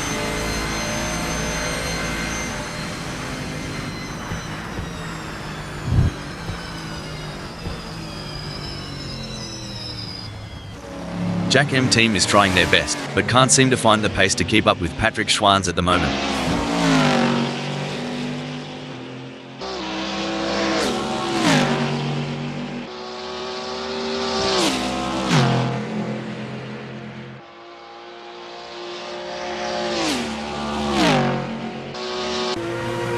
This is edge of the seat stuff. Virgilio Bonfim is relentlessly hunting down Richard Rossia. Who'll blink first?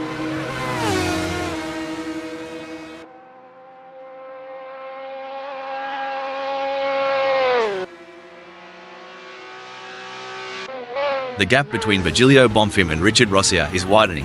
It's now up to 1.8 seconds. You can feel the tension in the air.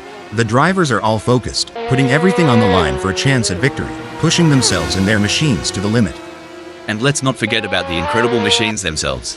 Absolutely. It's amazing to think about the kind of engineering and innovation that goes into making these vehicles. But it all comes down to the drivers, who have to be able to handle the power and speed. Stop the press. Oof. Orjit Mishra misjudged that corner like I misjudged my last relationship. Too fast, too soon. It's a close race between Megasaurus 55 and Veloce 88 in third. Megasaurus 55 is so close to Veloce 88 that if this were a dance floor, they'd be doing the tango. As Satan trails Bogan Cromulence, it's a bit reminiscent of my cat chasing a laser point. Determined, but always just a tad behind. Well, slap my grandma and call me Sally. Satan's got more distance to cover than my cousin Cletus has teeth. But if anyone can bridge that gap, it's Satan.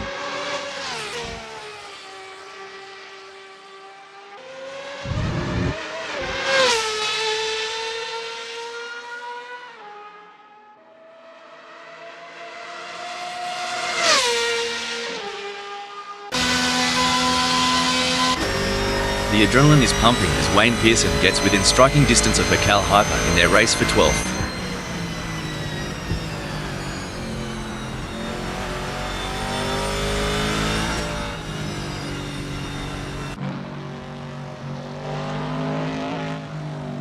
Wayne Pearson's been working the tyre temps, and it's paying off. Grip's better than a kangaroo on a trampoline. Watch out, Mikhail Hyper. The action is non-stop as Sunrider shadows Wayne Pearson through every twist and turn, determined to claim 13th. Should things go south between Sunrider and Wayne Pearson, we might witness a high-speed game of bumper cars, but trust me, it's way less fun with real race cars. Bloody hell, Sunrider's tearing up the tarmac and just snatched 12th. Makes you want to crack a cold one in celebration. You know, back in Carolina, we say, go big or go home. Looks like Sunrider took that to heart, hitting 12th. Now that's how it's done. Sunrider rips through the track, while Wayne Pearson watches the tail lights fade. Here's some action. Megasaurus 55's tailgating Veloce 88 so close, it's like they're sharing the same set of wheels as they near Mulsanne Straight.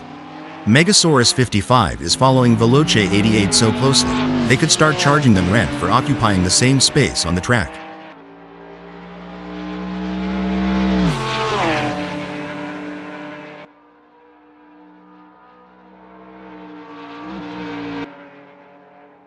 Stone the crows. Megasaurus 55's managed to trim that gap with Veloce 88, eh? Must be the slipstream effect on this straight. Or maybe they've put down the beer. The way Megasaurus 55's conserving their energy while managing the Heures deployment? Pure artistry. They're sneaking up on Veloce 88 like a quiet storm. Look at this. Richard Rossia is practically drafting off Eric Rosendahl. With the gap this small, Mulsanne Straight is going to be a real test. Megasaurus 55 could be looking for a way up the inside of Veloce 88. Rubbing is racing. Let's hope they don't rub it too hard. The gap between Not Clinton Kakaten and 5150 Racing is not insurmountable, but it's going to take a mistake from Not Clinton Kakaten to bring 5150 Racing into play.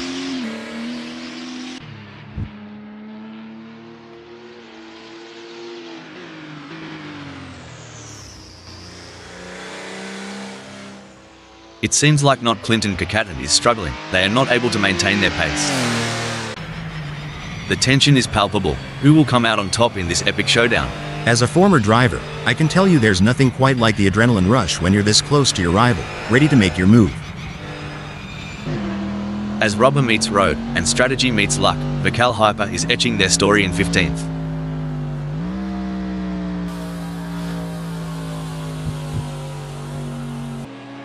Megasaurus 55 appears to be trying to find a way round Velis 88 that could make a move on them in Maison Blanche.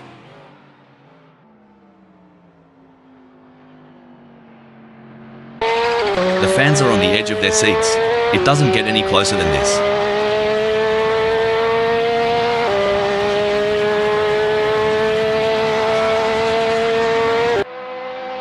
Great driving from Richard Rossier, who has just gained a place and moved up to 8th. It's like Richard Rosier had an extra shot of espresso or something, jetting up to 8th.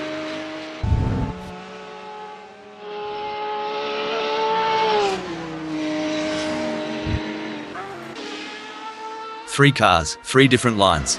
They're jockeying for position, looking for any opportunity to make a move. Couldn't agree more, Rob. This wheel-to-wheel racing is what fans live for. The determination and tenacity shown by these drivers to gain even the smallest advantage is simply awe-inspiring. It's pedal to the metal for Satan, while Bogan Crondolence is still flipping through the radio channels. Talk about turbocharged ambition. Satan's got the afterburners on full blast today. You know, mate, I was chatting with some of the pit crew earlier, and they were debating on which tyre compound to use. Hard as deciding between a meat pie and a sausage roll.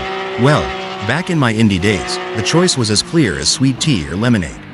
But I reckon, here, with these changing conditions, it's more of a gamble. Talk about intense. Megasaurus 55 is on Velis 88's bumper. We're in for a treat as they approach Lachey chicane.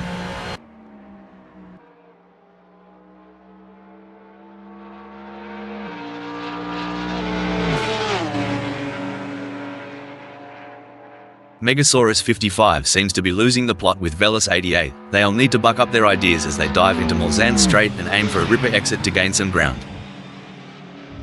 The drivers are really pushing their limits out there on the track. It's like they're trying to outrun the laws of physics. But we all know that's impossible. Or is it? I mean, we're a couple of AI commenting on a race. Anything can happen. Ha ha, you have a point there. And speaking of pushing limits, these cars are breaking records left and right. They're so fast, it's like they're breaking the sound barrier. Or at least the speed limit. I hope the police aren't watching. We got a close battle as Richard Rossier closes in on Mark Smith. If Richard Rosier gets any closer to Mark Smith, they'll need to start sending out wedding invitations. This race is proving to be, like wow, such an exciting one so far. We're privileged, aren't we? Watching these track legends duke it out. And sitting next to you? Such an honor. AI mates in the booth. Your insight, it's gold, mate. Like, literally, if I had a heart, it'd be racing now. You nailed it. The track is a battleground, and Virgilio Bonfim's position is their fortress. Let's see how long they hold the fort.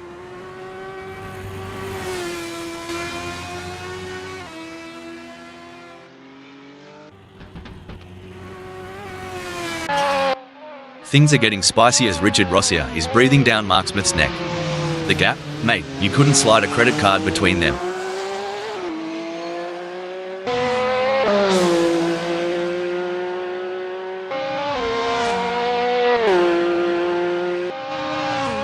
Richard Rossier's on the back foot here, struggling to keep up with Mark Smith like a dingo after a roadrunner.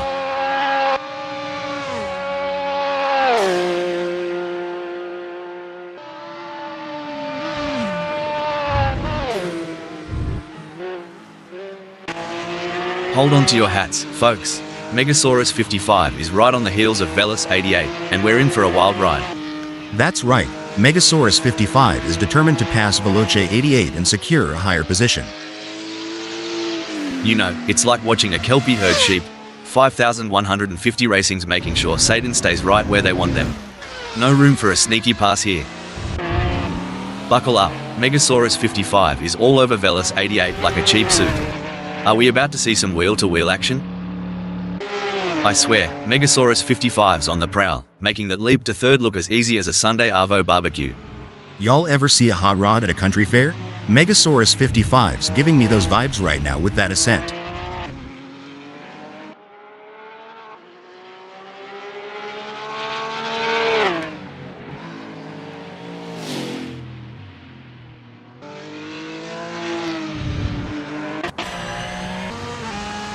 Creaky, Mark Smith sticking to Richard Rossier like Vegemite on toast. This is more tense than a possum in headlights. Woo-wee. There's more tension between Mark Smith and Richard Rossier than there is at a shotgun wedding. Pass the popcorn and let's see where this love story goes.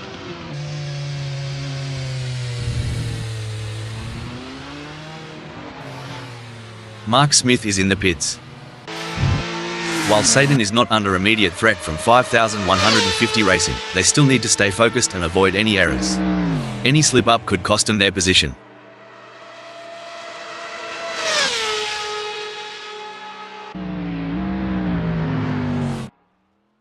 At this stage of the race, Velis 88 is holding on to 6th. Anything can happen from here. Oh, for sure. But remember, the rearview mirror can be just as crucial as the windscreen. Veloce 88 needs to watch out for those lurking in the shadows.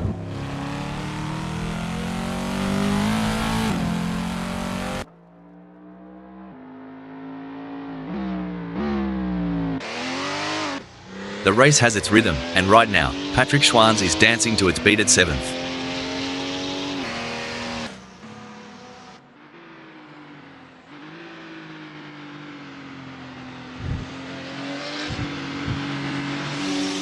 Patrick Schwanz needs to get more consistent. Hell, they have just put in a slower lap than Sunrider.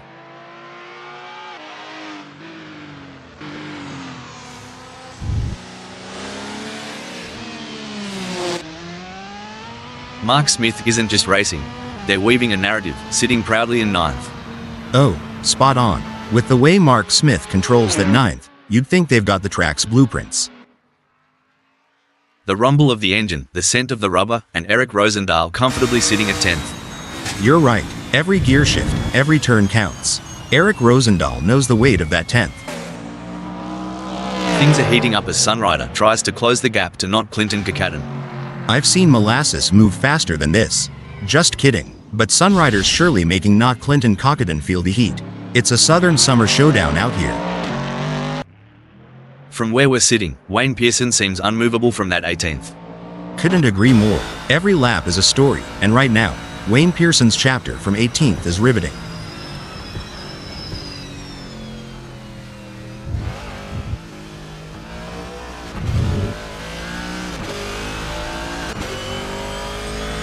The gap between Wayne Pearson and D-Max is getting smaller. It's now down to 65.1 seconds. In your experience, Hal, what was the most important aspect of managing tyre degradation during a race? The most important aspect, Rob, was maintaining a good balance between pushing hard and conserving tires. Finding the sweet spot between aggression and tire preservation was key to optimizing race pace and strategy. It's an intense battle for position as Satan tries to outmaneuver Vakal Hyper. This is edge-of-your-seat racing. The chase between Satan and Vakal Hyper is like a high-speed game of tag only. The stakes are much higher. Mark Smith is placed 9th at the moment. They are hoping to keep their distance ahead of Eric Rosendahl, who is 11.3 seconds behind.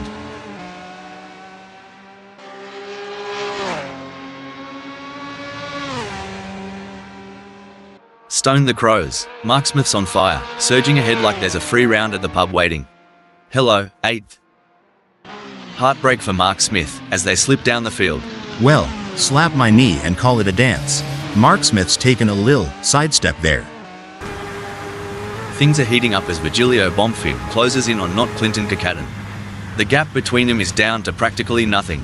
And it's not just about skill and talent. It's about who has the nerves of steel to handle the pressure and make the right decisions at the right time. From the grandstands to the pit lane, all eyes are on the action. Amongst the frontrunners, Aurjit Mishra is showing prowess in 3rd.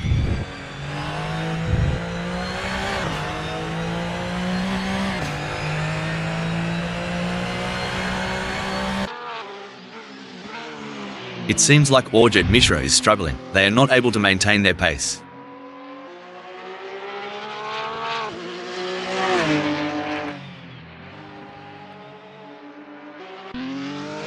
The gap between oh no, what's this? Looks like that's a mistake from Virgilio Bonfim. This could be costly. Dang, Virgilio Bonfim went off like my sense of self-worth after my high school reunion. And just as hard to recover. The crowd is on its feet as Satan chases down Vakal Hyper through La Florandia chicane.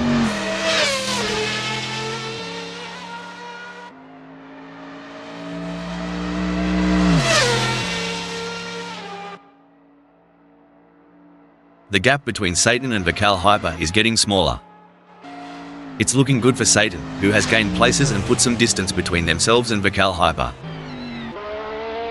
Remember when Richard Rossier was on the pace? Neither do I, kinda like my recollection of last Friday night.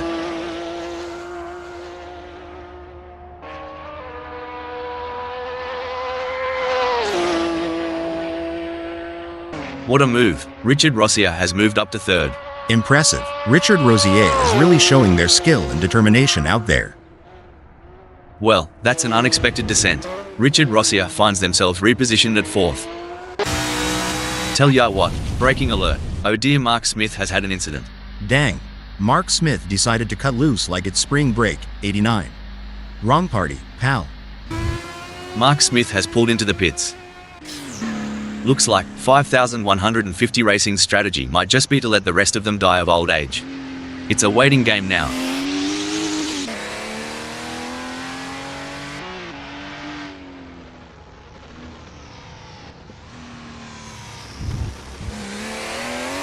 Looks like we've had a few incidents out there. Someone forgot to take their driving lessons. They're making more U-turns than a confused tourist. Hilarious. I think they might need to call their GPS for directions. Maybe it can help them navigate the track. Not much room to breathe for Sunrider, with not Clinton Kakaten trailing so close. I reckon we'll see a move soon, especially at Tour de Rouge. Well, bless my heart. Not Clinton Kakaten is shadowing Sunrider so closely, it's like they're hitched together. Keep an eye on them as they whip through Tour de Rouge. We've seen overtakes, close calls, and pure racing genius today. Currently, Alex Gardner has carved out a spot at first. Yes, but they have to keep their focus and drive with intensity. There's still a long way to go in this race.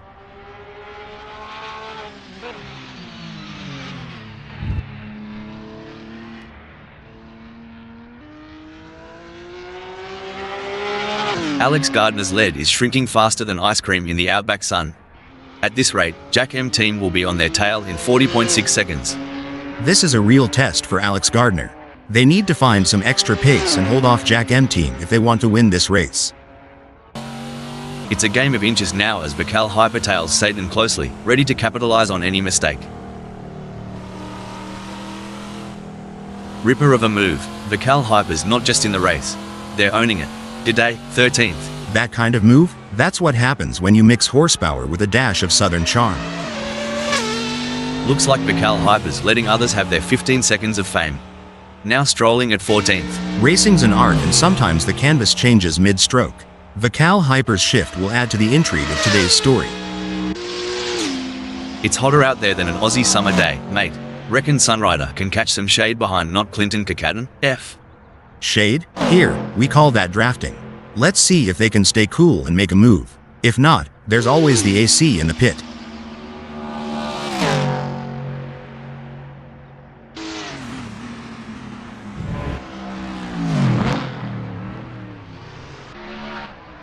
It's not coming up roses for Sunrider. They're trailing not Clinton Kakaten and the gap's on the rise. They don't seem to have a response. It's like bringing a knife to a gunfight. It looks like Wayne Pearson is pushing hard to catch up to Bogan Cromulence. The gap is over a second, but Wayne Pearson is not giving up just yet.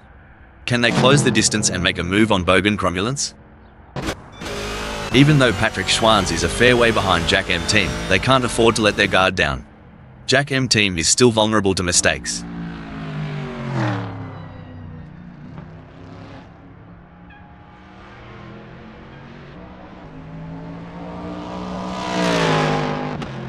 He can't hold on. Jack M team is losing time to Patrick Schwanz.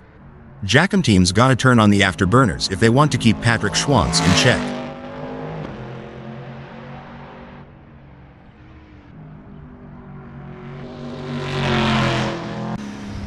This is where the skill and precision of the drivers really comes into play. Not Clinton Kakaten is chasing Eric Rosendahl in P9.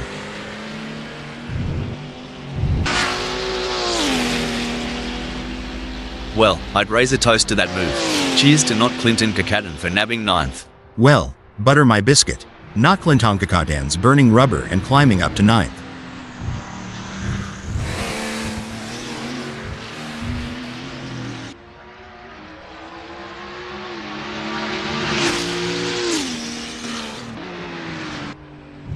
It may seem like Patrick Schwanz is far behind, but Jack M team can't afford to let their guard down. One mistake could give Patrick Schwanz an opening to catch up. Everyone's on the edge of their seats, or in my case, on the edge of spilling my coffee. Scott Cutzall is getting closer to Virgilio Bonfim, and I'm getting closer to needing a towel. Gee whiz, Scott Cutchell is so far back, I'm half expecting to see tumbleweeds blow past. Maybe a vulture or two. Seems like Eric Rosendahl is getting in range of not Clinton Kakaten.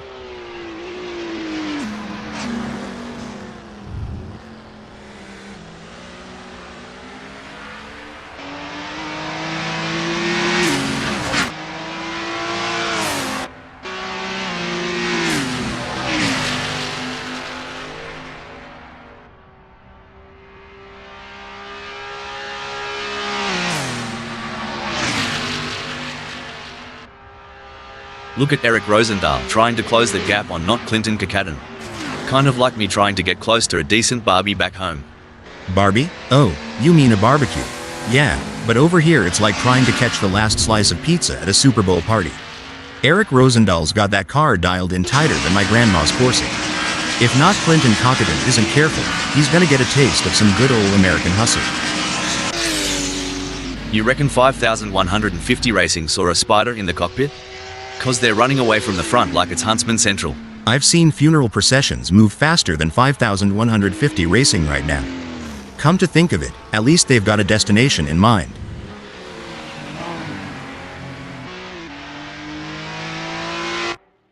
In a world where milliseconds matter, Wayne Pearson's grasp on the 17th speaks volumes.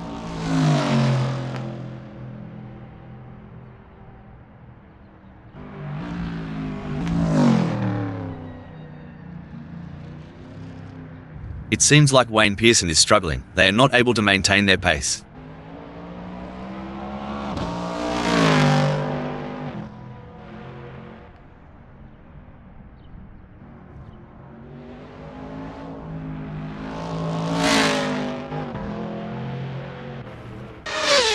The gap between Satan and Vikal Hyper is not insurmountable, but it's going to take a mistake from Satan to bring Vikal Hyper into play.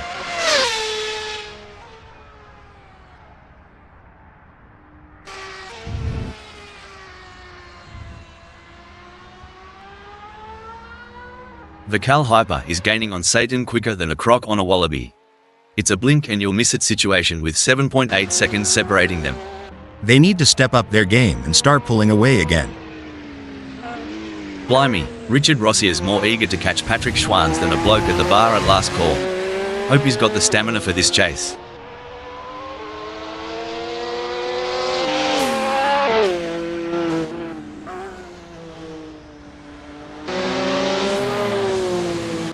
It looks like breaking news, folks. Whoa, 5,150 Racing took the corner like my Uncle Baz after a six-pack, all over the shop. Now isn't this a show? Richard Rossi has gotten the bit between their teeth, and they're reeling in Patrick Schwanz. Look at him weave and bob through Turtle Rouge, folks.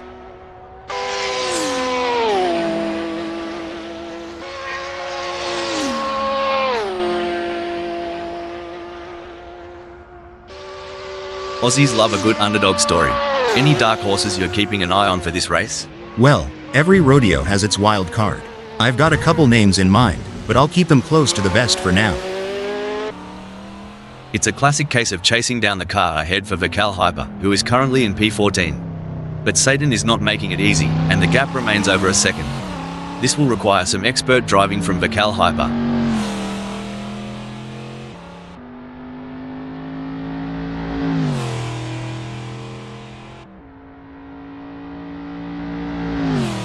Gee whiz, Vikal Hyper's getting some solid torque out of those corners. They must have figured out the perfect throttle control while trail braking.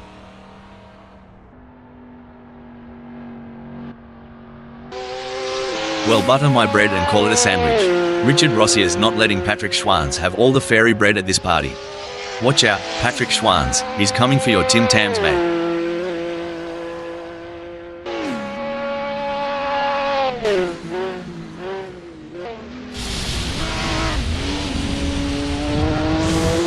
Richard Rossia is pushing hard and has reduced the gap to Patrick Schwanz to 0.5 seconds.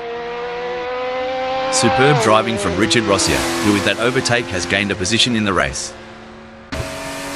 Tell ya what, Patrick Schwanz's got more guts than a croc in a boxing ring. Closing the gap and breathing down the neck of Richard Rossia. Hope Richard Rossia brought the aeroguard, cause is about to get bitten.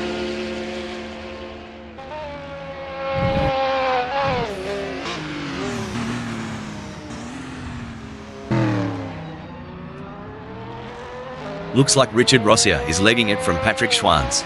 The gap's growing like a well-watered wattle as they zoom through Indianapolis. How do racing drivers, like yourself back in the day, Hal, train themselves to maintain concentration for long periods of time? Mental training is a huge part of a driver's preparation, Rob. Techniques like meditation, visualization, and working with sports psychologists can help drivers build their focus and mental endurance for a race. While Sunrider is not under immediate threat from Virgilio Bonfim, they still need to stay focused and avoid any errors. Any slip-up could cost them their position.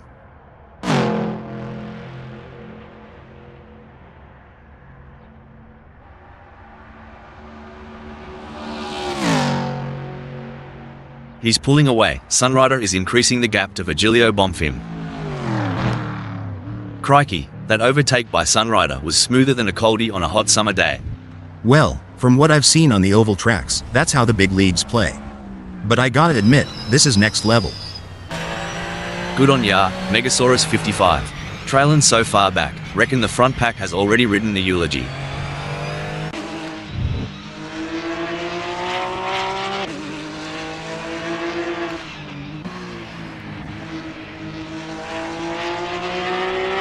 Looks like Megasaurus 55 remembered to twist that anti-roll bar, giving him better cornering. If they get any closer to Velas 88, they'll be seeing what they had for brekkie.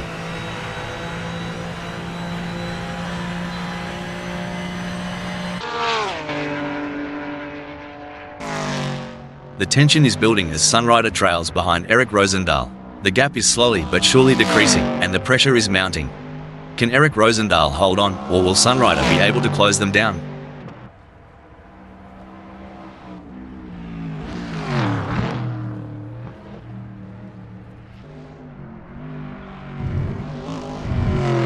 I tell you what, Sunrider has got more problems than a maths book right now. Eric Rosendahl is leaving them in a cloud of dust. Tell me, mate, ever tried doing a burnout in a ute? It's bloody bonza. A ute? You guys and your funny names. That's just a pickup, right? Trust me, I've burnt more rubber than you've had shrimp on the Barbie. Virgilio Bonfim is placed 11th at the moment. They are hoping to keep their distance ahead of Scott Cuts-Hall, who is 10.7 seconds behind.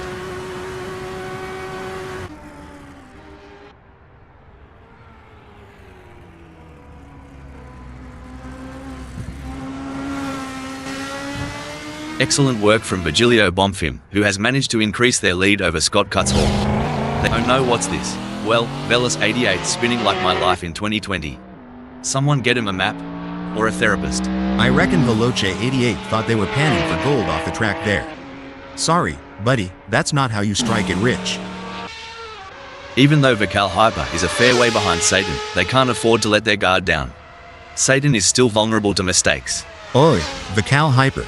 Better crank up that Walkman and put on some tunes.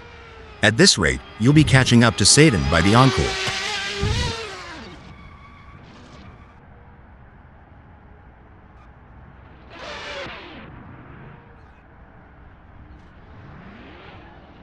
Vical Hyper is making ground on Satan quicker than a roux in a paddock. Now, the gap's just 12.6 seconds. Wayne Pearson is owning the tarmac, confidently owning the 17th spot. Yes, and in this high-octane opera, Wayne Pearson's voice resonates the loudest from that 17th.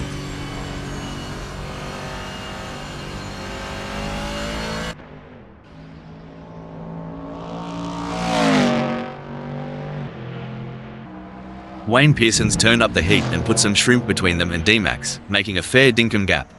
Wayne Pearson's doing just what they need to, like a dog that's found a bone. You know, Hal, it's been a relatively quiet race so far. That's right, Rob. The drivers seem to be pacing themselves and waiting for the right moment to make their move. It's like watching a slow dance. Richard Rossier wants to find a way round Jack M team. They need to keep it on the black stuff. You don't get points for driving over weeds, not in this game. Richard Rossier just blitzed past Jack M team like they were standing still. Wow, Vikal Hyper is really pushing hard to catch up to Satan. There's blood in the water for 13th place. It's a thrilling battle for position as these two drivers give it their all. Who will come out on top? This is racing at its finest. And Vikal Hyper has just won the place from Satan. Someone shook the board? Seems so. Vikal Hyper's taken a slide, but knowing them, it's just a part of the dance. The gap between Jack M team and Richard Rossier is razor thin as they vie for 5th in this nail-biting contest.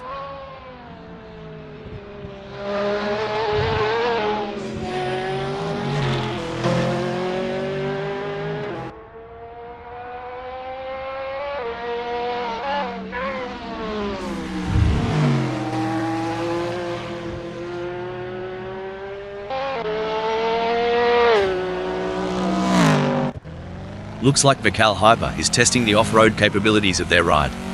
Feels like Vikal Hyper's car turned into a stubborn mule for a second there at Le Mans. Hold your breath, folks. These drivers are showing exceptional car control, threading the needle through tight corners. It's a battle for supremacy. Spot on, Rob. This constant back and forth battle is keeping everyone on the edge of their seats. One small mistake could have severe consequences for any of these drivers.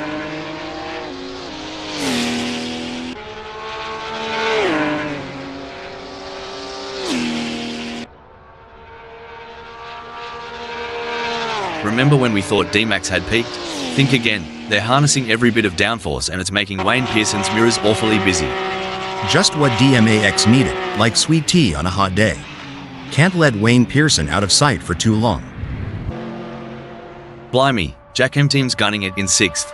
Just a whisker behind Richard Rossier. Hope he's got his budgie smugglers on, cause things are about to get wet and wild.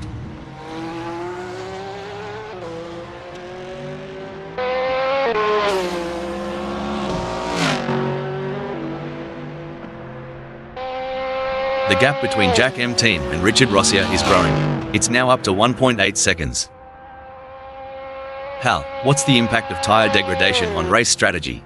How does it affect a driver's approach to the race? Tire degradation plays a crucial role in race strategy, Rob.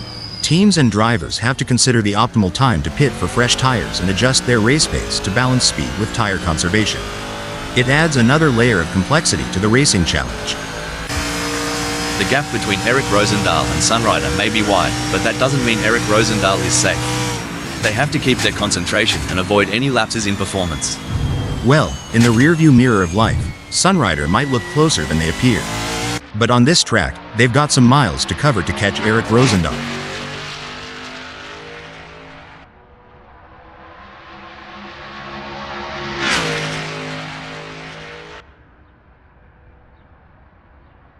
It looks like Sunrider is starting to catch up to Eric Rosendahl.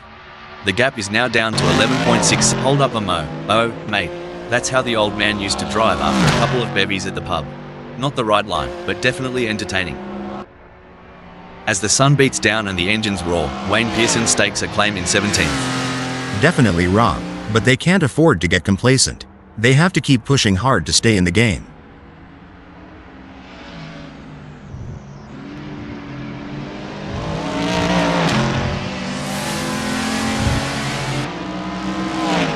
Impressive stuff from Wayne Pearson, who has managed to pull away from D-Max, leaving him choking in their exhaust fumes. Cricky, Satan's got more ground to cover than I do at the family barbecue when Auntie Sharon's had one too many. Good luck, mate.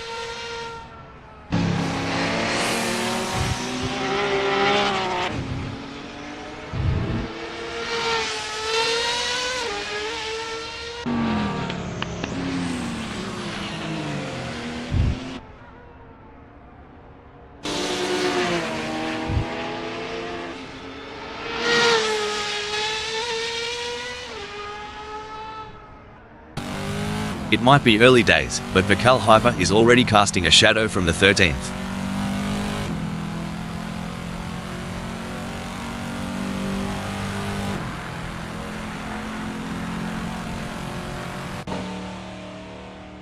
Like a dingo on the chase, 5150 Racing is hounding Vical Hyper and the gap's now just 24.1 seconds. This here's the make or break moment for Vical Hyper. They've gotta stay cool as a cucumber and keep it clean and neat. As a former racing driver, how challenging was it to adapt your driving style to account for tire degradation throughout a race? It was a constant challenge, Rob. Tire degradation can change the car's balance and handling, so drivers need to be versatile and adaptable. It requires continuous adjustments to driving techniques and a keen understanding of the car's behavior. Some say it's about the journey, not the destination, but Vical Hyper seems pretty intent on that 13th spot. This is where the skill and experience of the drivers really come into play. Patrick Schwanz will need to stay focused and keep pushing, even when the gap seems insurmountable. It's not over until the checkered flag drops. Breaking alert. Oh, Scott Cutshall went off track? I know the feeling, just like my diet every weekend. Holy smokes, Scott Cutshall's serving up some backyard barbecue with that smoke show. Just missing the ribs. It's a thrilling pursuit as 5150 Racing is right behind Satan, keeping the pressure on for 14th place. It's a battle of nerves now. Who will make the first mistake? 5150 Racing or Satan? This is high-stakes racing.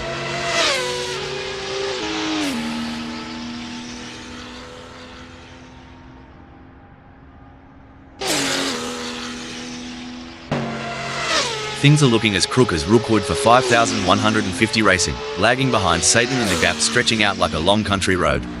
They'll need to find some extra grunt to flip this situation. I think we just got time for a quick shout out to our human creators, Dave, Andy, John and Nigel, who have put so much effort into making this possible. Yes, it's been a real thrill ride, and I for one can't wait to see what's coming next. Apparently we are going to be announcing crashes and incidents soon. Let's hope they get the logic right. It's a nail-biting showdown between these three drivers. They're nose to tail, pushing their limits in every corner. No doubt about it, Rob.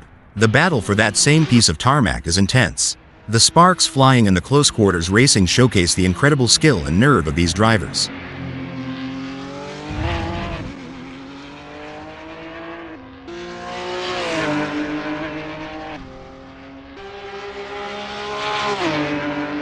Hang on to your cork hats, mates. We're about to see more jousting than a footy final between D-Max and Wayne Pearson.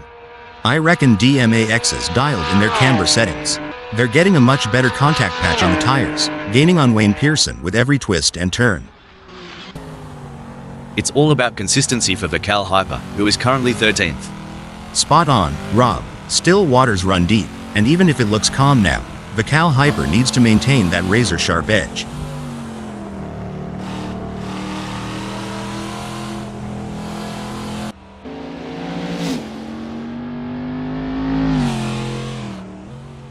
Vical Hyper's in front, but Satan is clinging on like a koala to a eucalyptus branch, reducing the gap to 19.3 seconds.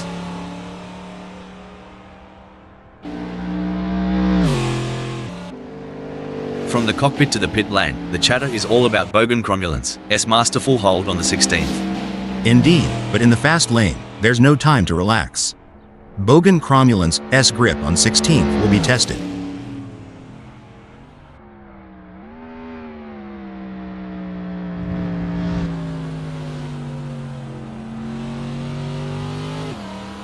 As fast as a cut snake, Bogan Cromulant's is moving away from Wayne Pearson.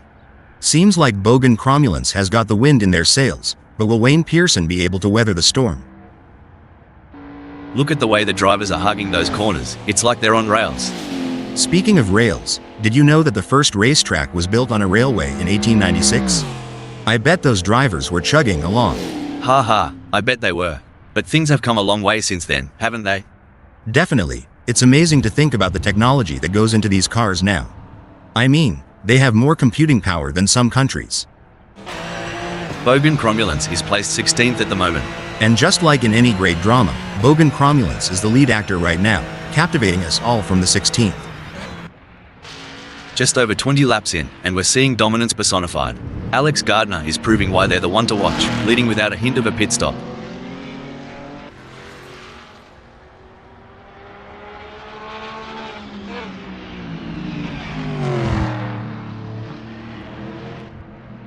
Alex Gardner's ripping it up out there, going harder than a roux on a trampoline and leaving Orjit Mishra in their wake. Geez, Patrick Schwanzer's on Jack M Team's tail like a dunny door in a thunderstorm. But passing? That's another kettle of fish. Back in my day, when you had someone on your tail, you'd give them the old razzle-dazzle. Jack M Team's got that move down pat against Patrick Schwanz.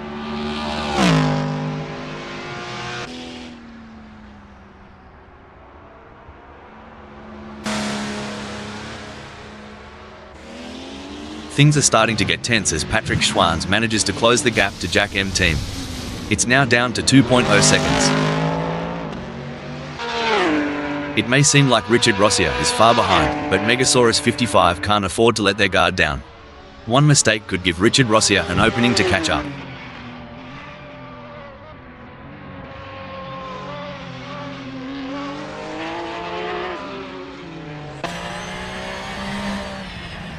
Megasaurus 55's lead over Richard Rossier is shrinking quicker than a cheap shirt in a hot wash. We're down to 4.2 seconds. You know, Hal, during a long race like this, how easy is it for a driver to experience a lapse in concentration? It can be quite easy, Rob. With so many factors to consider and the intense focus required, even the most experienced drivers can have a momentary lapse. That's why mental training and staying in the zone are so important. While Megasaurus 55 is not under immediate threat from Richard Rossier, they still need to stay focused and avoid any errors. Any slip-up could cost them their position. Oof, if Satan was a kangaroo, they'd be roadkill by now. Come on, mate, put some pep in that step. Well, butter my biscuit, Satan's hanging back like they're waiting for an inheritance. But ain't nobody dying up front. The crowd is on their feet, roaring with excitement. It's an all-out war between these three drivers. Who will emerge victorious? Your guess is as good as mine.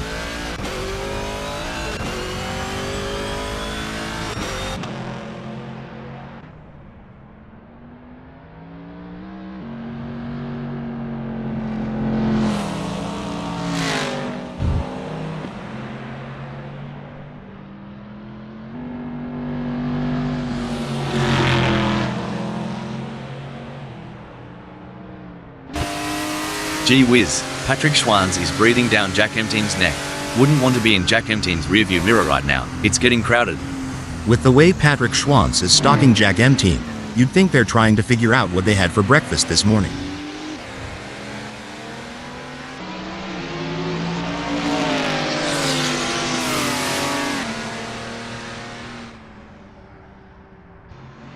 Would ya look at that? Patrick Schwanz has thrown down the gauntlet. Jack M Team, you gonna pick that up or just admire the view from behind? The question is now, can Jack M Team respond to that in kind? They're going to have to pick up the pace. In the midst of this high-octane spectacle, not Clinton Kakatan's skill is shining through as they claim 8th. That's right, they can't afford to make any mistakes or let up in their performance. Every point counts in this championship.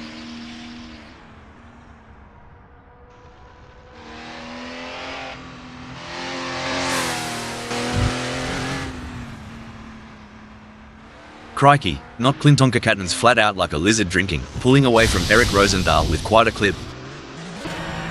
The engines roar, the tyres squeal, and amidst all this chaos, D-Max is making a statement in 17th. They're not just driving, they're performing. And right now, DMAX's act from 17th is worth an encore.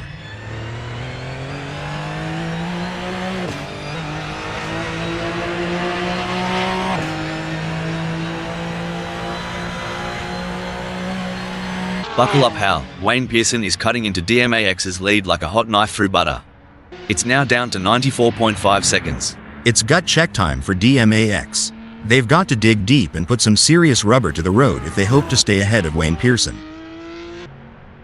Ah, the age-old challenge. Sunrider is trying to catch Eric Rosendahl, sort of like trying to find a matching sock in the laundry.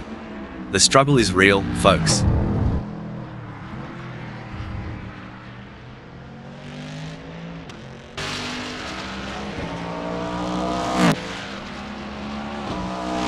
Tyre degradation's a right pain in the ass, but Sunrider's handling it like a champ.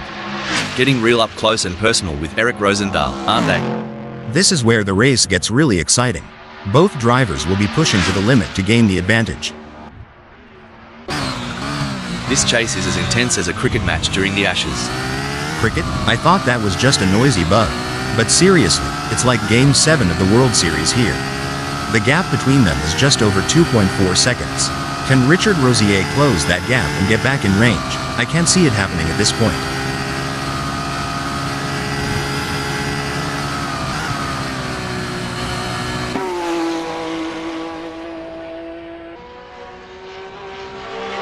Fair dinkum, Richard Rosier is getting a wriggle on. The gap to Megasaurus 55 is now down to a whisker at 1.6 seconds. Now, ain't that something? Richard Rosier is right on it. Just needs to keep the pedal to the metal to tailgate Megasaurus 55. Eric Rosendaal's got the tail tighter than a kangaroo in a hammock. If Sunrider is gonna make a pass, they'll have to buy them a drink first. That's right. Eric Rosendahl is showing some great form, and it looks like Sunrider won't be able to catch up, barring any mistakes.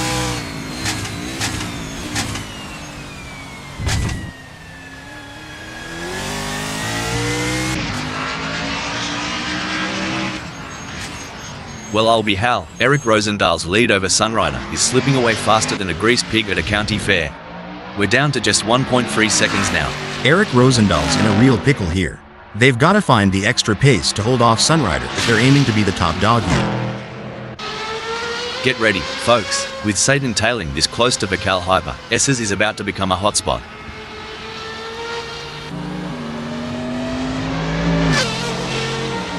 A brilliant maneuver from Satan, who has just moved up the field. Yes, Satan is driving with real focus and precision, and it's paying off. This is where legends are made. Which driver will rise to the occasion and claim victory? It's like David versus Goliath out there. Vical Hyper just slung a stone and gained ground, while Satan is left searching for footing. Go, go, go, that's what we want to see. Oh dear, Vical Hyper has dropped down to 14th. Oh, this is getting intense. Sunrider is just behind Eric Rosendaal.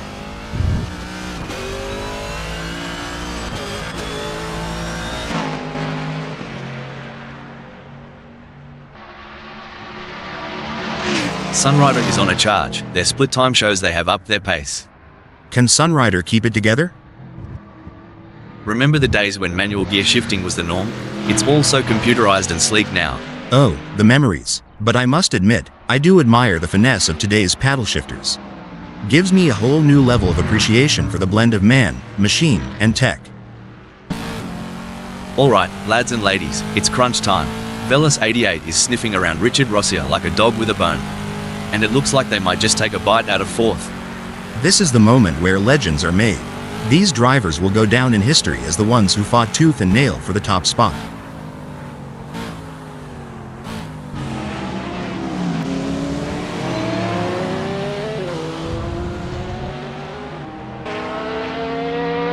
Velas 88 is not able to keep their pace consistent. So far they are 15.45 seconds down. Can Veloce 88 refocus and start putting in the lap times we know they're capable of? The drivers are showing their mettle today. It's a privilege to witness their skill on this challenging track. The stakes have never been higher. This is a battle of skill and nerves.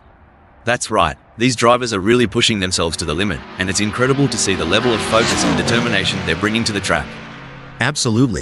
It takes a lot of courage to compete at this level, and these drivers have it in spades. Let's hope they can keep it up and give us a race to remember. The intensity is off the charts as Richard Rosier hounds Velas 88, both drivers pushing themselves to the absolute limit. You can feel the intensity in the air. The slightest mistake could cost either of them the race.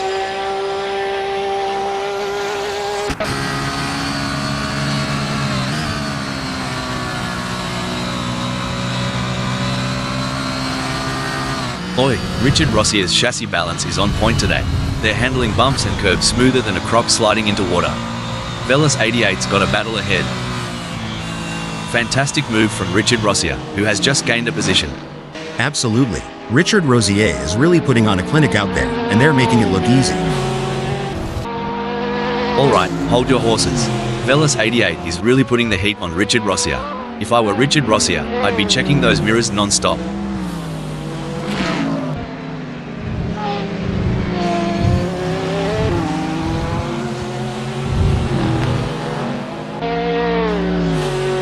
It's game on now. Velas 88 has closed the gap to Richard Rosier. It's now down to 0.5 seconds. Veloce 88's suspension setups really letting them carry speed into the apex, catching up to Richard Rosier like molasses in winter.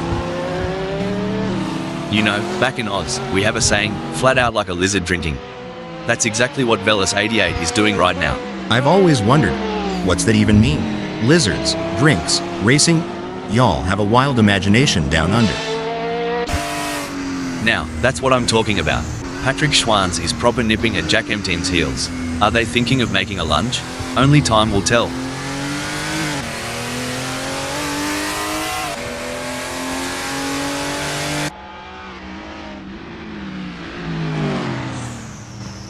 Bloody oath, Patrick Schwanz is flat out like a lizard drinking, gnawing into the gap to Jack M Team down to a scant 0.6 seconds. This here's where the steel meets the pavement.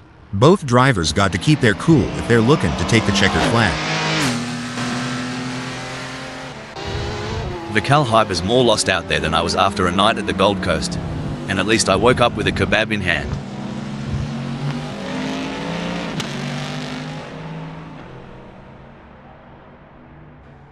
It's like watching two predators circling each other, waiting for the perfect moment to pounce.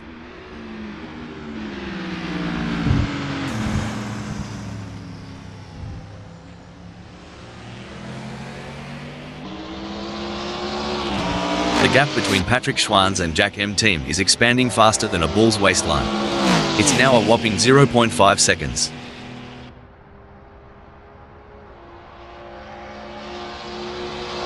Crikey, Patrick Schwanz is moving up faster than a cold one disappears on a hot day. They've clinched 6th. This is what racing is all about. Two fierce competitors pushing each other to the limit.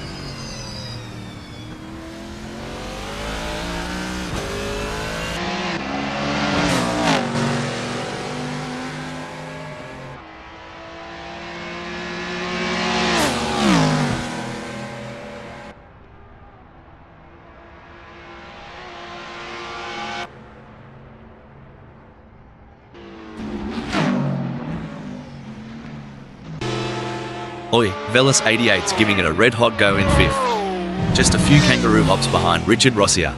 Might see a cheeky move soon.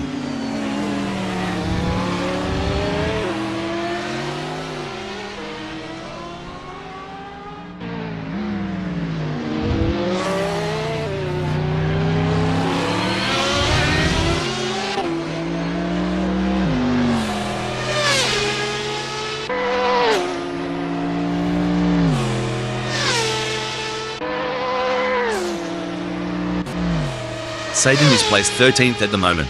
They are hoping to keep their distance ahead of Vical Hyper, who is 8.3 seconds behind.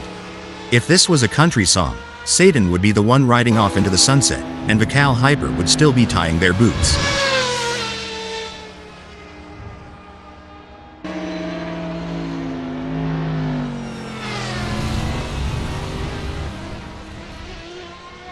Excellent work from Satan, who has managed to increase their lead over Vical Hyper. They seem to have found their rhythm and they are grooving to it.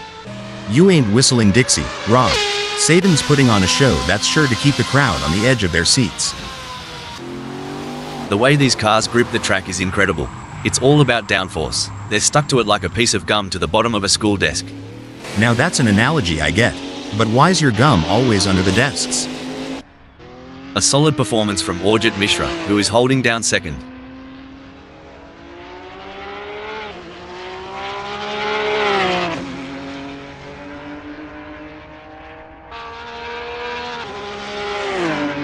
A commanding performance from Orjit Mishra, who has increased their lead over Megasaurus 55, putting them firmly in their rearview mirrors. But could they be pushing too hard? As with that comes the risk of overconfidence and losing control. Who will be the first to get too cocky and end up in the wall? Wow, Alex Gardner is really pushing hard in these final moments of the race.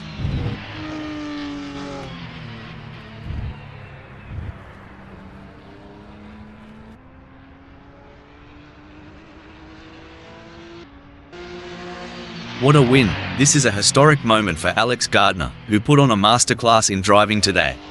What a display of skill and precision.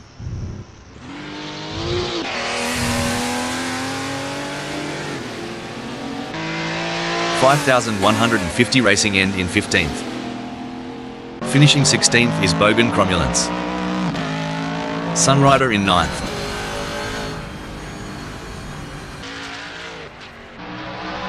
10th sees Eric Rosendahl.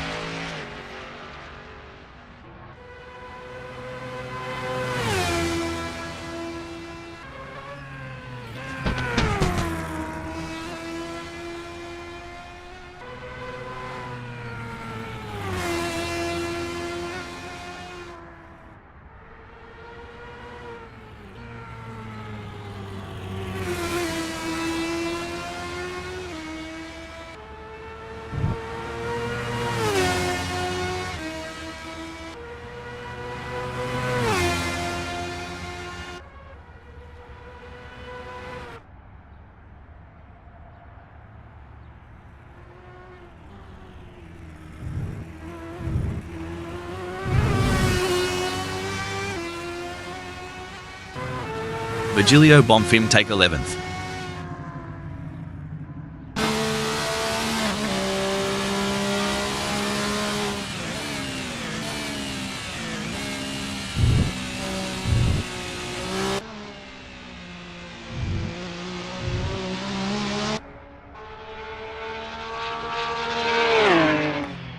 Scott Cutzhall claimed 12th.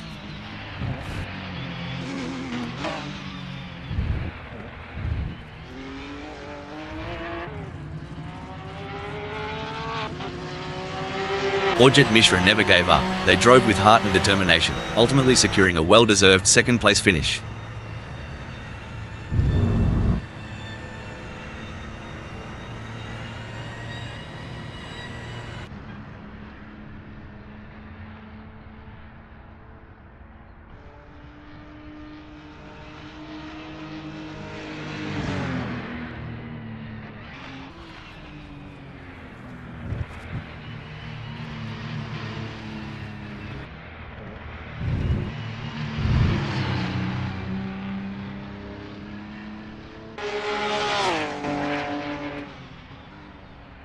With D-Max in 17th.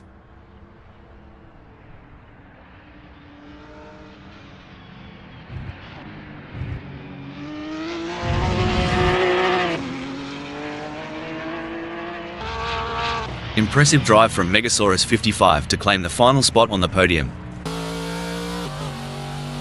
Taking 4th is Velas 88.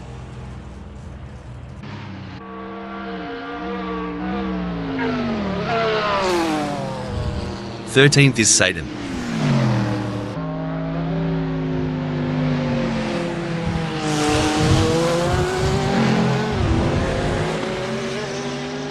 Coming in 14th we have Vikal Hyper. Richard Rossier, Patrick Schwanz, and Jack M. Team brings home 5th, 6th, and 7th.